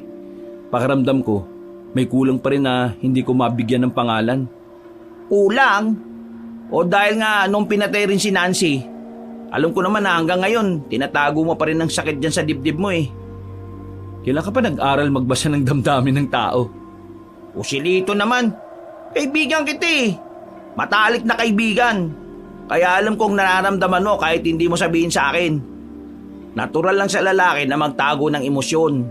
Para kasi sa atin, kahinaan na kapag nagsabi tayo ng nararamdaman eh. Oh, nandito na pala tayo. Saglit akong tumigil sa paglalakad. Hinayaan ko si Oscar na kumatok sa pinto ng pagbibilhan namin ng yelo. Nakasarado pa yon. May kalakihan ng pwesto. Hindi ko masabi kung bahay ba yon o talagang ginawa lang para sa gawaan o pagbebenta ng yelo. Sa ilang beses na pagkatok ni Oscar, hindi nagtagal ay may lalaking may edad na ang nagbukas ng pinto. Sinuri ko ang itsura niya at kabuuan. Malaki at matikas na lalaki ito. Puro puti na ang buhok pati ang balbas at bigote. Napansin ko rin ang naglalakihang muscle nito sa braso. Siguro ay batak sa pagbubuhat ng yelo kaya para itong regular na nagpupunta sa gym. Ang gaga mo naman yata ngayon, Utoy. Opo, isinama ko po yung kaibigan ko. Siya po yung gumagawa ng sorbetes. Yung kinukwento ko sa inyo. Tinitigan ako ng matandang lalaki. Seryoso ang mukha nito at kung normal na tao, tsak na matatakot na dito. Anong pangalan mo, Totoy? Joselito po ang pangalan ko. Parang narinig ko na dati ang pangalan mo ah. Marami kasi siyang suki dito sa baryo natin ng ice cream. Saka namana po niya sa namatay niyang lolo yung pagtitinda ng sorbetes. Ah, ganun ba? Mabuti naman na ipinagpatuloy mo ang tinitinda ng lolo mo. Pumasok muna kayo dito sa loob. Malamig dyan sa labas eh. Kukuha lang ako ng yelo. Punin niyo po ulit itong icebox na dala namin ha. At pakidagdagan na rin. Siksikin niyo pong maigi. Naupo kami ni Oscar sa mahabang upuan na naroon. Habang tahimik kaming nakaupo, ay bigla ko namang naramdaman na may mga matang nakamasid sa amin. Iginala ko ang paningin sa paligid pero kagaya ng dati ay pawang katahimikan ang nakita ko. Hanggang sa parang may ibang kausap si Mang Petronilo sa loob. Hindi ko maintindihan kung ano ang pinag-uusapan nila dahil halos bumubulong lang sila. Ilang sandali pa ay lumabas ang matanda bitbit ang icebox. Ito na ang yelo. Pasensya na kung natagalan. Hindi naman po kami nainip. Ito po pala ang bayad oh. Sa susunod po, baka si Joselito na lang po ang pupunta dito para bumili. Tumingin si Mang Petronilo sa akin. Seryoso ang mukha nito kaya naman tinitigan ko rin siya. Parang may kung ano sa matanda na hindi ko mawari kung ano. Basta nakakasindak ang bawat titig niya sa akin. May bago pala akong suki kung ganon. Basta kapag pumunta ka dito, Totoy, kumato ka lang kapag naabutan mong sarado pa kami, ha? Opo, sige po. O sige po Manong, tutuloy na po kami. May gagawin pa po kasi kami. Salamat po ulit ha. Bago tuluyang tumalikod ay saglit ko pang tinitigan na matanda. Seryoso pa rin itong nakatitig sa akin. Habang naglalakad kami, ay ramdam kong may sumusunod sa amin. Bagay na hindi napansin ni Oscar. Pagka uwi natin, magkapit mag-almusal muna tayo. Parang masarap yung siningag na kanin at tuyo na may sausawang kamatis at toyo. Wala pa nga tayong nagagawa pagkain na kaagad ang nasa isip mo. Huwag ka mag-alala. Ako naman na magluluto eh. Gawin mo lang ang kailangan mong gawin. Tabi! Mabilis kong tinulak palayo si Oscar. Umilag din ako at agad na hinugot ang tabak na nasa bewang ko. Agad namang nakaiwas ang pangahas na sumugod sa amin. Anak ng... Ano ba yun? Sino ba yun? Mukhang may bisita tayo. Hoy! Kung sino ka man! Hindi ka sasantuin ng taba ko! Sinundan ko ng tingin ko ang anino na mabilis na nagtago sa malaking puno. Hindi ko na hinintay na lumabas pa siya. Mabilis akong pumunta sa puno para tingnan kung sino ang panghas na sumugod pero nawala bigla ang nilalang doon. Mag-iingat ka, pre! Muntik na akong matumba nang biglang tumalon sa akin ang nilalang. Nakaiwas naman ako kaya hindi niya ako nahagip ng matutulis ng kuko. Napaluhod ang isang tuhod ko sa lupa. Ganon din ang nilalang at nang magtaas ako ng tingin ay nagkasalubong ang aming mga mata. Magkaharap na kami at kitang-kita ko ang itsura niya. Mapula at nanlilisik ang mga mata nito. Mahaba ang buhok, mahaba ang kuko at nakakakilabot ang kabuuan ng itsura. Kung saan ka man nanggaling, ibabalik kita sa pinanggalingan mo! Mabilis akong tumayo at sinugod ang aswang. Hawak ang tabak ko ay iwinasiwas ko yon sa aswang na kalabang ko. Panay rin ang ilag nito at may kalikutan ng mga mata. Sa muling pagsugod ko ay natamaan ito sa braso. Dumugo yun at muntik nang matumba ang aswang. Nakita ko kung paano niyang tiniis ang hapdi ng sugat na dulot ng aking tabak. Mabuti na lang at medyo nakahiwas ka pa. Kung minalas ka putol sana yung braso mo. Pre, tapusin mo na yan para makauwi na tayo. Baka matunaw na tong yelo na dala natin. Napatingin ako kay Oscar. Hindi ko alam kung seryoso siya o nagpapatawa pa ng mga oras na yon. Tumingin din ang aswang kay Oscar. Nahulaan ko na kagad kung ano ang gagawin nito. Mabilis na lumapit ang aswang kay Oscar. Bago pa man ito magawa ang binabalak, ay nakalapit na ako at agad na hinataw sa kanya ang tabak na hawak ko. Tumama yon sa likod ng ulo niya at bigla na lamang itong bumagsak sa lupa habang sumisirit ang mapupulang dugo. Gulat na gulat naman si Oscar at halos lumawa na ang dalawang mata sa nakita kung paano nawalan ng buhay ang aswang. Agad ko namang kinuha ang tabak na nakabaon pa sa likod ng ulo ng aswang. Nang makuha ko yon, ay agad kong inilagay sa bewang ko. Wisit kang aswang ka. Nananahimik ako dito sa gilid, idadamay mo pa ako. Yan tuloy na pala mo. Hindi pa nakontento si Oscar at sinipa pa nito ang aswang. Tara na, umuwi na tayo. Baka matunaw pa yung yelo. Walang emosyon ng mukha ni Oscar na agad napatingin sa akin. Tumalikod na akong muli at naglakad. Naramdaman ko na sumunod naman siya sa akin. Ang lakas din ng loob ng aswang na yun na sugurin ka no. Sawa na yatang mabuhay Pakiramdam ko, may nag-utos sa kanya na sugurin at patayin ako. Ha? Sino naman ang mag-uutos sa kanya kung sakali? Wala ka bang napapansin kay Mang Petronilo? Wala naman. Mabait naman kasi siya teka. Siya ba yung naiisip mong... Tama ka.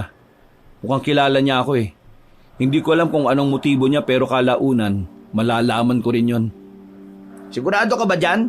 Baka naman nagkakamali ka lang. Hindi. Malakas ang pakiramdam ko Hindi gaya mo ng manhid. Ako? Manhid?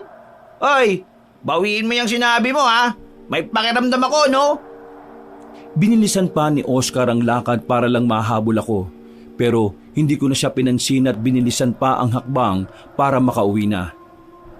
Nang makarating kami sa bahay, ay hindi pa rin tumigil si Oscar sa mga sinasabi nito.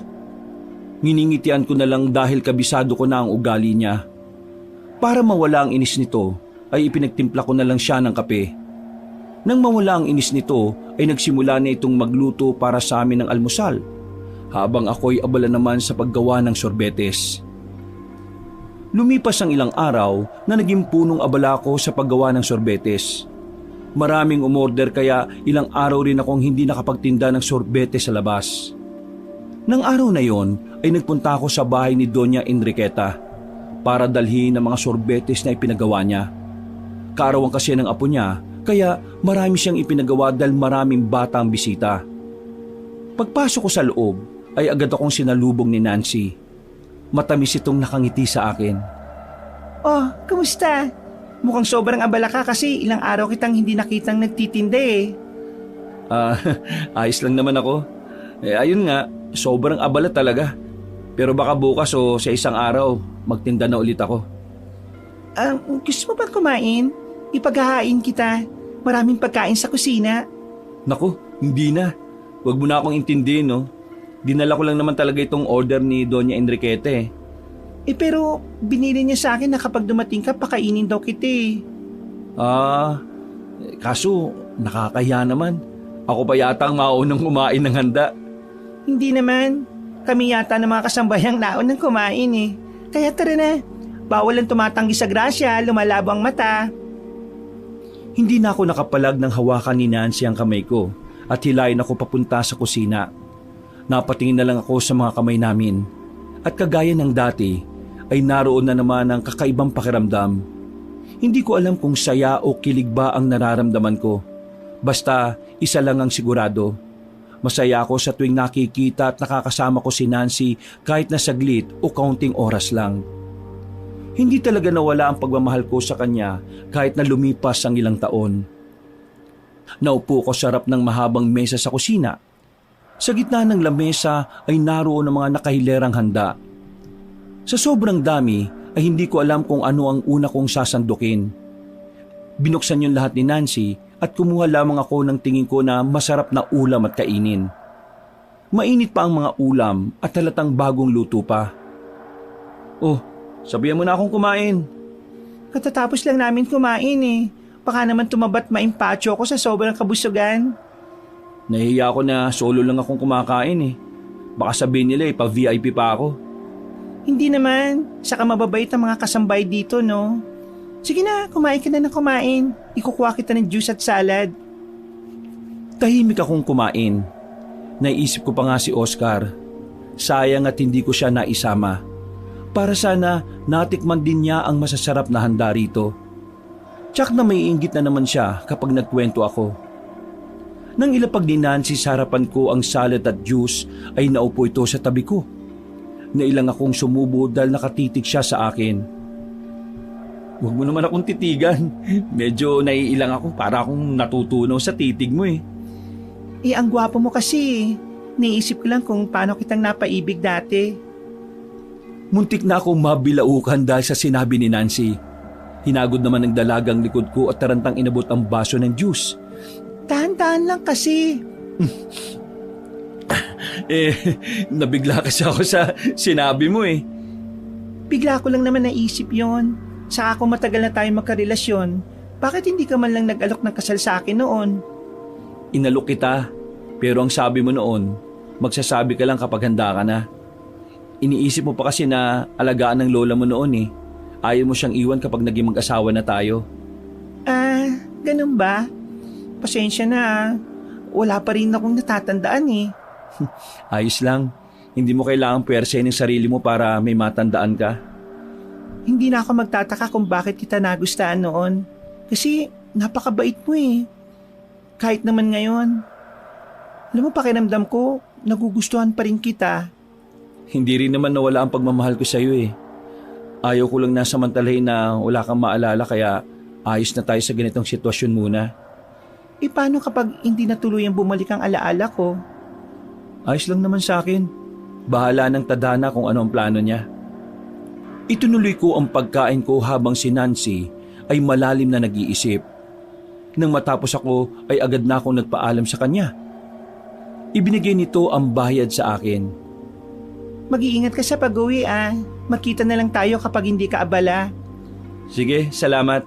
Mauna na ako ah. Pagka-uwi ko sa bahay ay nahiga ako. Medyo nakakaramdam ako ng sakit ng balikat at likod kaya kailangan ko magpahinga muna. Habang nakatingin sa kawalan ay ipinatong ko ang isang braso sa noo. Muling pumasok sa isip ko si Nancy at hindi ko maiwasang alalahanin ang nangyari sa amin nung nakaraang 3 taon na ang nakalilipas. Masaya kami magkarelasyon ni Nancy. Siya ay mahilig magluto ng pagkain na almusal at merienda. Saka ibinebenta at inilalako sa baryo namin. Habang ako naman ay tumutulong sa lolo ko para gumawa at magbenta ng sorbetes. Payapa at simple lang ang buhay namin noon. Hanggang sa nakursunadahan ni Artemio si Nancy. Ang binata na may kaya noon sa baryo namin. Nagpakita ito ng interes kay Nancy. Sinabi ni Nancy sa akin na balak siyang ligawan ni Artemio pero sinabi nito na may kasintahan na siya. Nagalit si Artemio at nagpumilit pa rin na suyuin si Nancy. Pinangakuan pa nito ang dalaga ng maalwan at marangyang buhay kapalit kapag pumayag itong magpakasal. Hindi pumayag si Nancy at iniwan si Artemio pero hindi nagpatinag at tumigil ang lalaki. Hanggang sa pinilit niya si Nancy. Tinakot niya pa ito na sasaktan at papatayin ng lola niya kapag hindi siya pumayag. Ang lahat ng iyon ay isinumbong ni Nancy sa akin. Nakaramdam ako ng galit sa panghaharas na ginagawa niya sa babaeng minamahal ko. Isang araw, sinugod ko si Artemio para pagsabihan at tigilan niya ang panggugulo sa relasyon namin ni Nancy. Pero tinawanan lang ako nito at sinabi na layuan ko si Nancy dahil hindi raw kami nababagay. Nagpantig ang dalawang tenga ko, kaya naman hindi ko napigilan ang bugso ng galit ko. Sinuntok ko siya kaabanong. Nagbugbugan kaming dalawa. Natigilan lang kami nang dumating ang lolo ko at awatin niya kami. Simula noon ay naging mainit na kami sa isa't isa ni Artemio. Sa tuwing magkakasalubong kami ay hindi naiiwasan na magkasakitan kami at magbatuhan ng masasakit na salita. Hindi ako papayag na agawin niya si Nancy sa akin.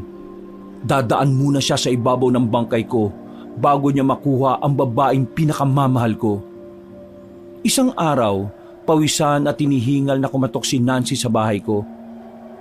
Pagkabukas ko, ay agad siyang yumakap sa akin ng maigpit. Umiiyak siya habang nagsusumbong na binalak siyang gahasain ni Artemio. Nakatakas lang daw siya kaya tumakbo siya papunta sa akin. Sa sobrang galit ko, ay sinugod ko si Artemio. Nagpang-abot kami at halos basagin ko ang mukha niya sa bugbog na ginawa ko. Akala ko'y magiging maayos na ang lahat. Pero hindi ko alam na galing pala sa lahi ng aswang si Artemio. Nagsumbong ito sa mga kalahi niya at nagplano sila laban sa akin. Isang hating gabi, tahimik ang buong paligid ng baryo namin. Bigla na lamang pumasok si Artemio sa bahay ko. Doon magsisimula ang totoong laban naming dalawa. Tumulong din ang lolo ko para matalo namin si Artemio pero malakas niya ito kaysa sa dati. Si Nancy ay pinatay nito dahil hindi naman daw mapapasa kanya. Nang mamatay si Nancy ay parang naglaho ang lahat ng lakas ko. Umiyak ako at umasang makakaligtas siya. Hindi pa man ako nakakabawi. Nakita ko kung paano niyang pinatay ang lolo ko sa mismong harapan ko. Wala akong nagawa, Kaabanong. Mabuti na lang at dumating si Oscar kasamang ibang kapitbahay nito. Dumating sila para tulungan ako. Hindi nila nagapi si Artemio pero sa sobrang galit kaya pinatay ko siya. Kinuha ko ang tabak na laging tinatago ni Lolo at yun ang ginamit ko para mapatay si Artemio. Natakot pa nga ito nang makita ang hawak kong tabak pero hindi ako nakinig sa pagmamakaawa niya. Tinulungan ko siyang patayin. Pinagtatataga ko siya na para ba akong kumakatay ng karne ng hayop. Inawat na lang ako nila Oscar dahil baka maging giniling na raw ang laman ni Artemio.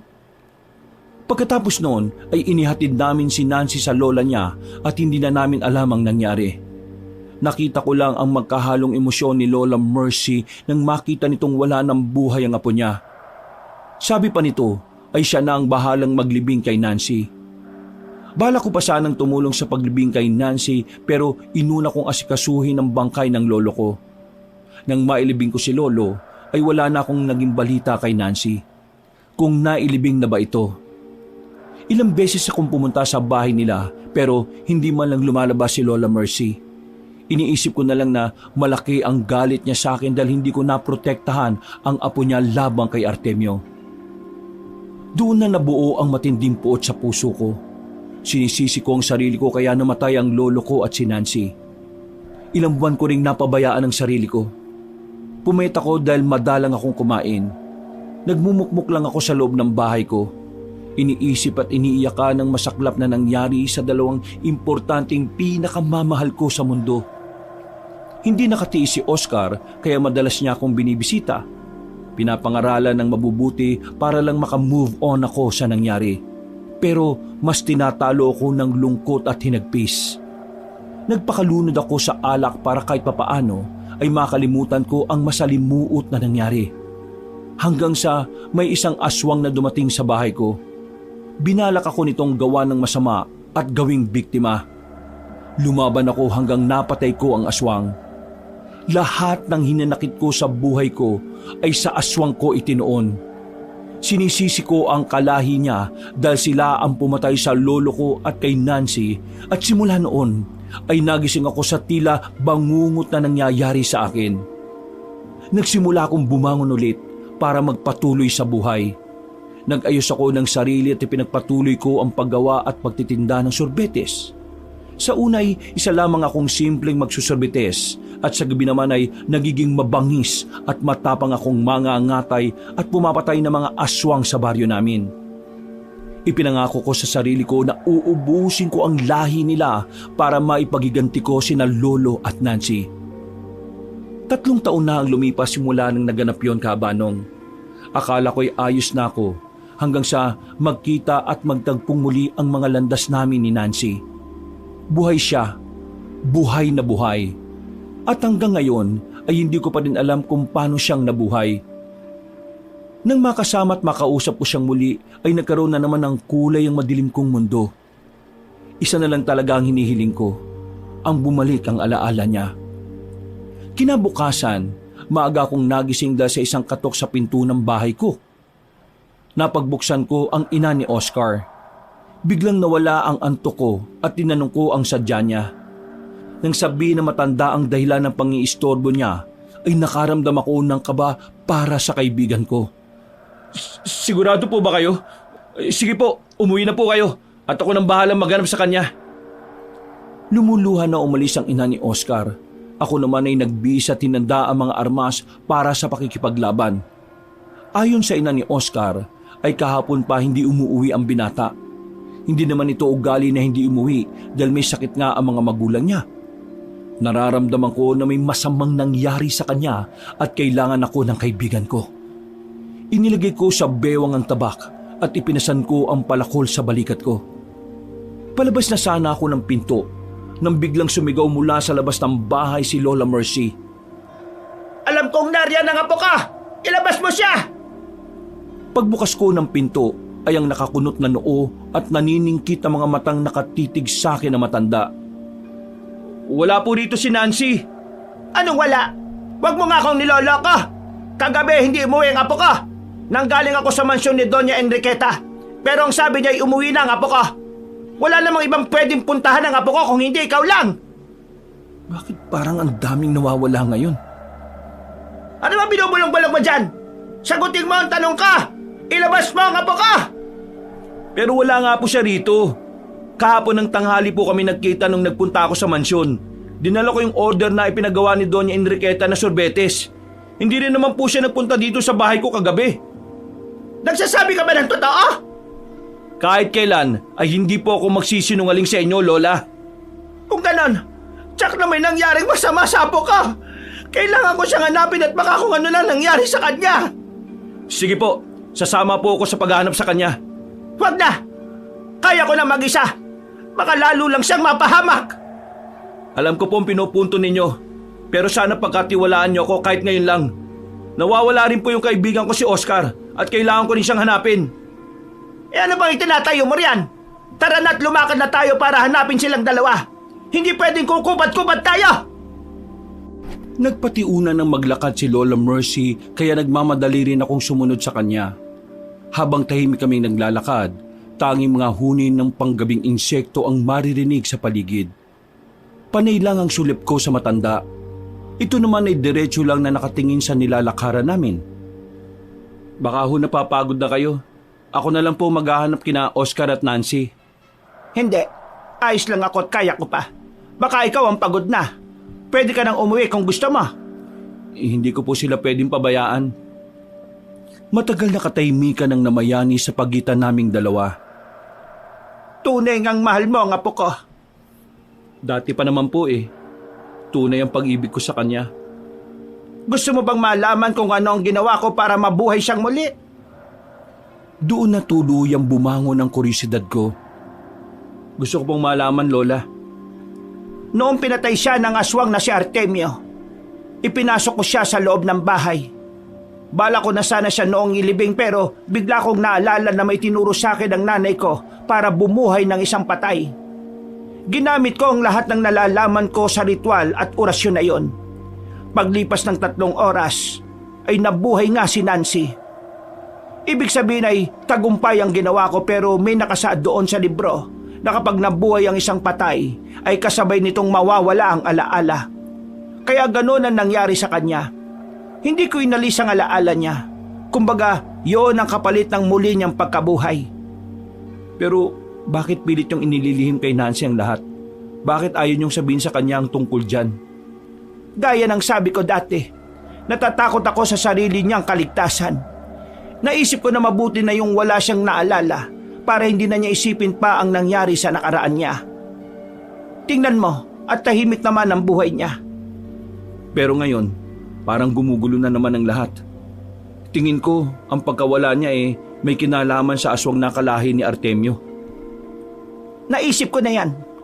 Kaya nga sa nakalipas na ilang taon ay hindi ko siya pinalabas ng bahay para hindi malaman ng mga aswang na buhay pa siya. Hindi ko naman din matiis na kinukulong siya sa bahay, kaya pinayagan ko na siyang lumabas. Hanggang nag-apply nga siya ng trabaho sa mansyon ni Doña Enriqueta. Nakita ko masaya siya sa ginagawa niyang trabaho, pero hindi pa rin ako naging kampante. May agam-agam pa rin ako sa dibdib ko. Kaya lang, hindi talaga natin hawak at kontrolado ang maaaring mangyari sa hinaharap. Dalangin ko na lang ngayon na sana'y ayos lang ang apo ko.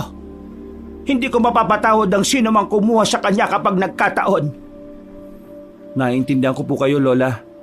Nang ikabubuti lang ni Nancy ang lagi niyong iniisip. Hayaan niyo, hindi tayo titigil hanggat hindi natin sila nahahanap.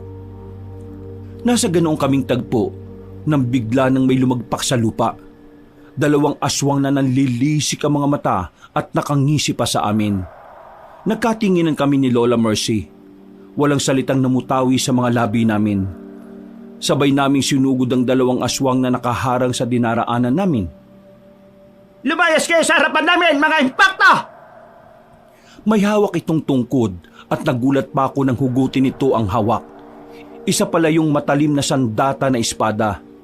Nang matamaan yun ng sinag ng araw, ay muntik pa akong masilaw. Sinugod na matanda ang isang aswang. Nakatulala ko dahil yun ang unang beses na nalaman ko na marunong palang makipaglaban na matanda. Habang nakatayo ako, ay sumugod naman ang isang aswang sa akin. Bago pa man niya ako maabutan, ay hinataw ko na ang palakol ko sa kanya. Nakaiwas ito at tumama sa lupa ang tulis ng palakol ko. Hinugot ko yun at muling pinasan sa balikat ko. Sino ba ang amo nyo? Sa susunod yung malalakas na kalahin nyo ipadala nyo. Hindi kagaya nyo ng mga lampat mahihina. Ngumisi lang ang aswang at muling sumugod sa akin. Handa na ako sa gagawin niya, kaya naman hinugot ko ang tabak ko sa bewang ko at ibinato ko sa aswang. Nasapul yun sa muka, kaya naman bumagsak yun sa lupa. Marahan akong lumapit sa nakahandusay na aswang at kinuha ang tabak ko. Nilingon ko si Lola Mercy at nakita kong hinati nito sa 3 ang katawan ng katunggaling aswang. Sa gabal pa ang mga pangit na aswang na ito! Kung kailan tayo nagmamadali, saka sila susilpat! Ano, ayos ka lang ba, iho? Opo, ayos lang po, Lola. Kayo, mukhang maayos naman. Abay, oo naman. Hindi man lang ako pinagpawisan eh. Nagpatuloy kami sa paglalakad hanggang sa huminto si Lola Mercy sa isang puno ng maraming alitaptap. Lumapit ito roon na parang may kinakausap. Tumangutango pa ito. Panay naman ang lingap ko sa paligid. Wala naman akong nakikitang ibang tao o baka hindi ko lang talaga makita ang sino mang nilalang nakausap na matanda. Maraming salamat, kaibigan. Tutungo na kami roon. Muling nagpatiuna ng lakad na matanda, kaya sumunod na rin ako. Habang naglalakad ay unti-unting naging pamilyar ang lugar na nilalakaran namin. Nang makarating kami sa binibilhan namin ng yelo ni Oscar, ay marahang kumatok ang matanda. 3 mahinahong katok lang ang ginawa niya at hindi nagtagal ay lumabas si Mang Petrolino. Ano po may paglilingkod ko sa inyo? Walang emosyon na nakatitig ang matandang lalaki kay Lola Mercy. Alam ko na ikaw ang kumuha sa apo ko. Saan mo siya itinago? Mas mabuti na ilabas mo na siya. Tumawa ng nakaloloko si Mang Petronilo saka humakbang palabas sa pinto. Wala akong tinatago rito. Baka naman nakipagtana na ang apo mo. Pagkasabi nito ay saka ito sumulyap sa akin. Ikinuyom ko ang kamao ko habang nakikipagsukatan ng titig sa matanda. Wag mo akong linlangin. Hindi ako pwede magkamali. Alam kong narito siya. Apa ka, Nancy! Alam kong nandiyan ka. Sumigaw ka naman para matulungan ka namin. Pumasok kayo sa loob at hanapin niyo ang hinahanap mong apo para malaman mo na wala siya dyan.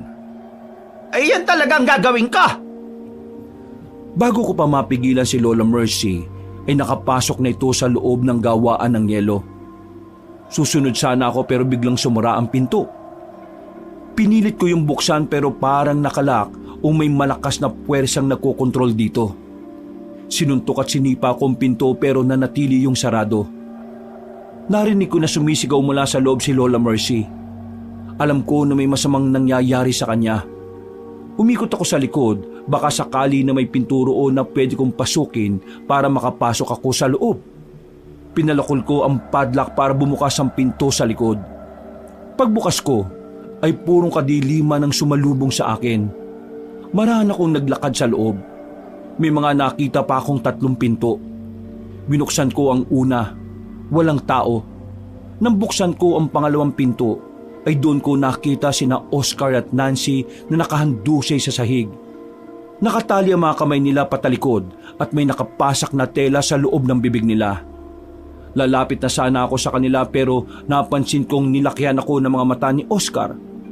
Paglingon ko'y nakita ko ang isang aswang na nasa likod ko. Bantay siguro nila ang aswang at nagtago sa gilid ng marinig na pumasok ako. Agad kong sinuntok ang aswang. Muntik pa itong matumba pero agad ding nakabawi. Tumayo ito at muling sumugod sa akin. Hindi ako nag-aksaya ng oras. Pinalakol ko siya hanggang matamaan sa dibdib. Bumagsak sa sahig kaya nakalapit na ako kina Oscar at Nancy. Inalis ko muna ang mga tela na nasa loob ng mga bibig nila. Walang yan na yan. Akala ko katapusan ko di. Muntik na kaming gawing hapunan ng mga pangit na yan. Nag-aalala ang nanay mo sa'yo. Bakit ka ba kasi napunta rito? Ay nako, maabang kwento pre. Iisipin ko pa kung paano ko paiiksi ng kwento pero alagan mo muna ako. Masakit na mga braso at kamay ko eh. Ayos ka lang ba, Joselito? Mabuti naman at dumating ka para iligtas kami. Kasama ko lola mo, pero hindi ko alam kung ayos lang ba siya. Magkalaban yata sila ni Mang Petronilo. Ano? Dalian natin. Iligtas natin ang lola ko. Nang maalis ko ang mga tali nila, ay tumakbo kami sa loob para hanapin si Lola Mercy. Nakita namin ito na nakasalampak sa sahig habang duguan. Sa harap nito ay nakatayo si Mang Petronilo. Pinapanood lang ang nakikitang naghihirap na matanda. Napayak naman si Nancy nang makitang ang tsura ng matanda. Tumakbo ito palapit sa matanda. Lumuhod at hinaplos ang mukha ni Lola Mercy. Napakasama mo! Paano mo nagawa ito sa matanda na kagaya ng lola ko? Wala kaming kasalanan sa iyo para gawin mo to sa amin! Walang kasalanan? Malaki ang kasalanan niyo sa akin. Lalong-lalo na yung lalaki na yan. Lumingon si Mang Petronilo sa akin at itinuro ako. Galit ang mababaka sa mukha nito at nagliliyab sa galit ang mga mata. Pinatay niya ang anak ko nang dahil sa iyong babae ka. Sinong anak ang tinutukoy mo? Si Artemio! Kasalanan ng anak niyo kung bakit ko siya pinatay. Buhay ang kinuha niya, kaya buhay rin ang kapalit. Kung nagpaubaya ka, hindi sana mangyayari ang lahat ng yon.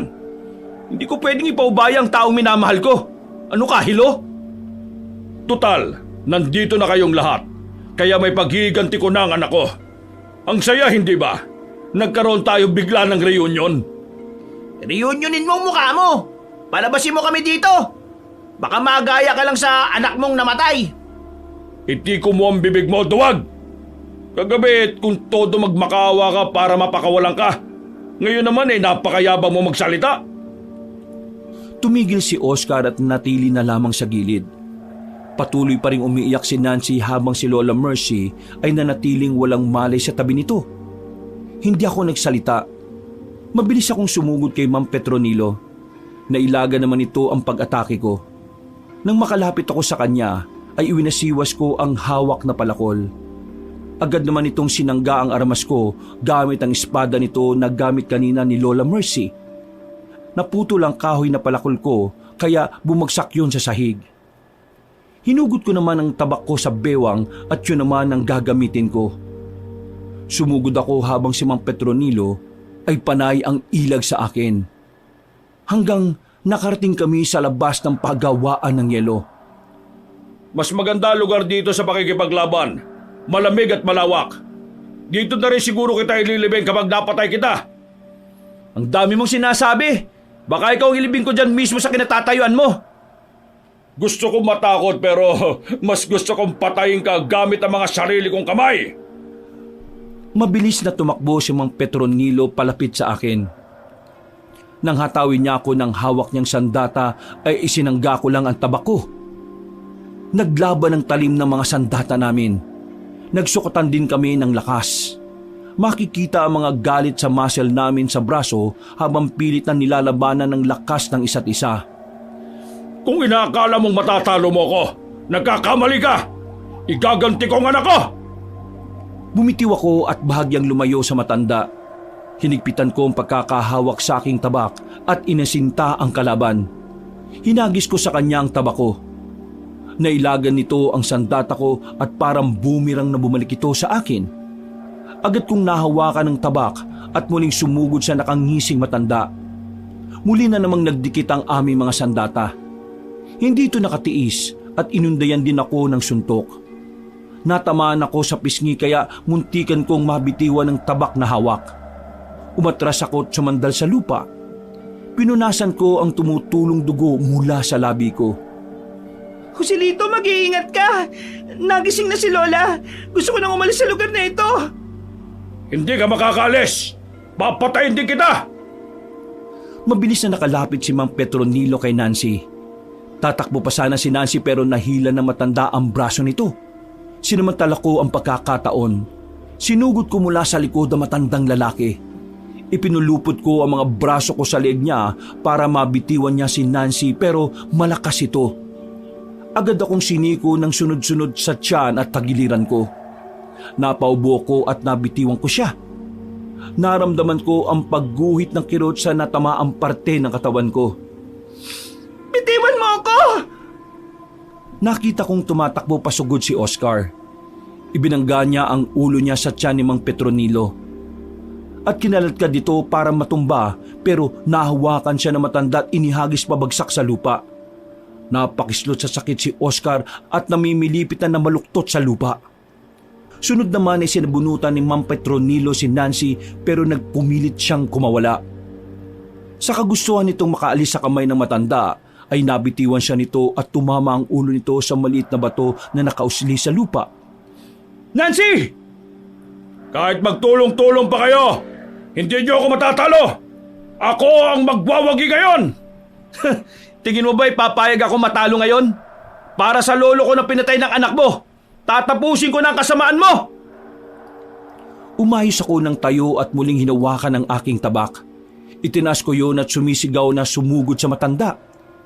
Sinalubong ako nito ng atake at nagpalitan kami ng pagsangga sa mga hawak naming armas. Nagpalitan na rin kami ng suntok. Inilabas na rin ng matanda ang totoong itsura nito bilang aswang. Ang mahaba nitong kuko ay ipinangkakalmot sa akin. Mabuti naman at naiiwasan ko. Isang maling galaw ay tiyak na masusugatan niya ako. Kahit na masakit pa ang tagiliran ko, ay tiniis ko yon para makipaglaban at maging malakas. Para sa lolo ko na biniktima ng anak mo! Para sa anak ko na pinatay mo! Nagpang-abot kaming dalawa.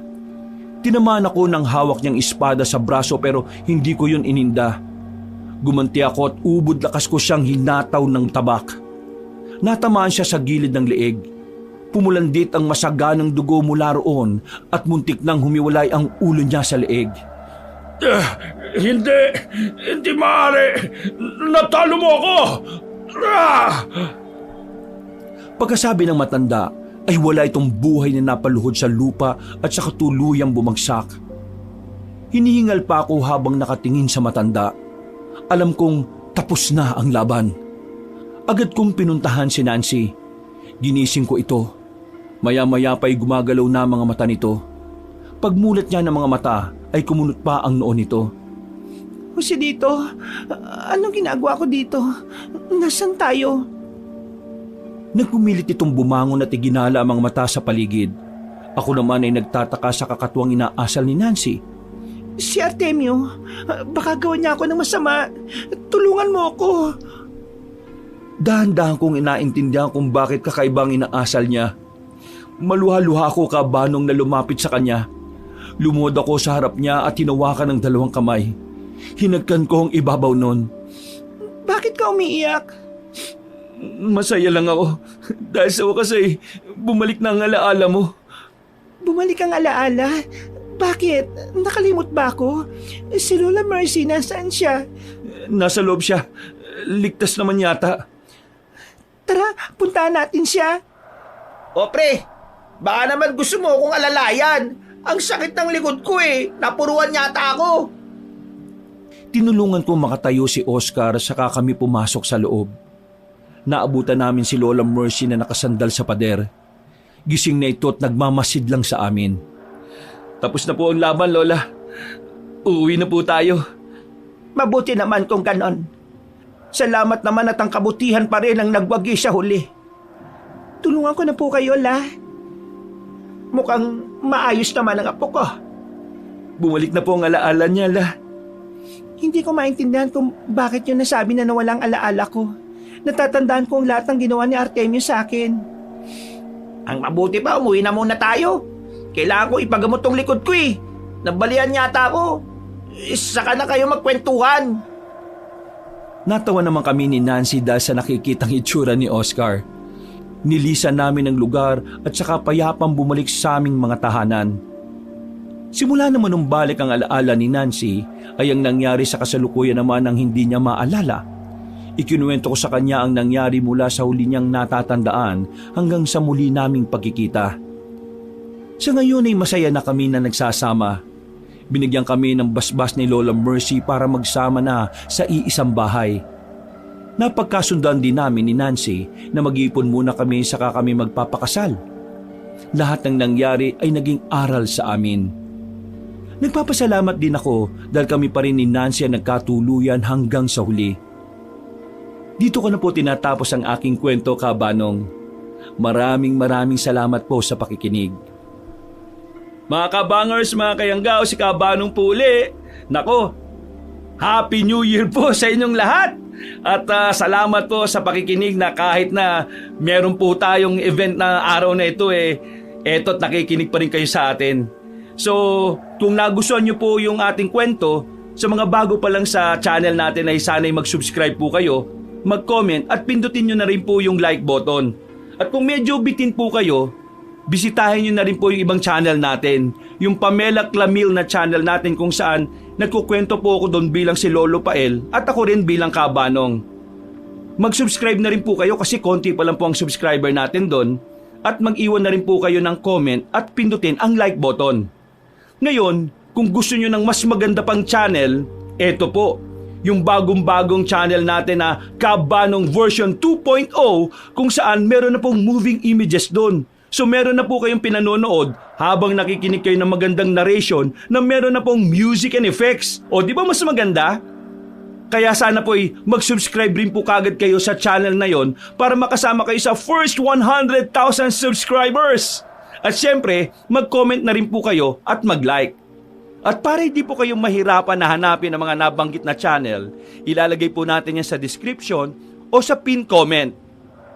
Hanggang sa susunod na mga kwento, wakas!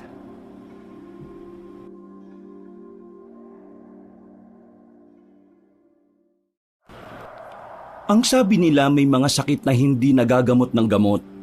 May mga luha na hindi kayang patuyuin ng paglipas ng panahon.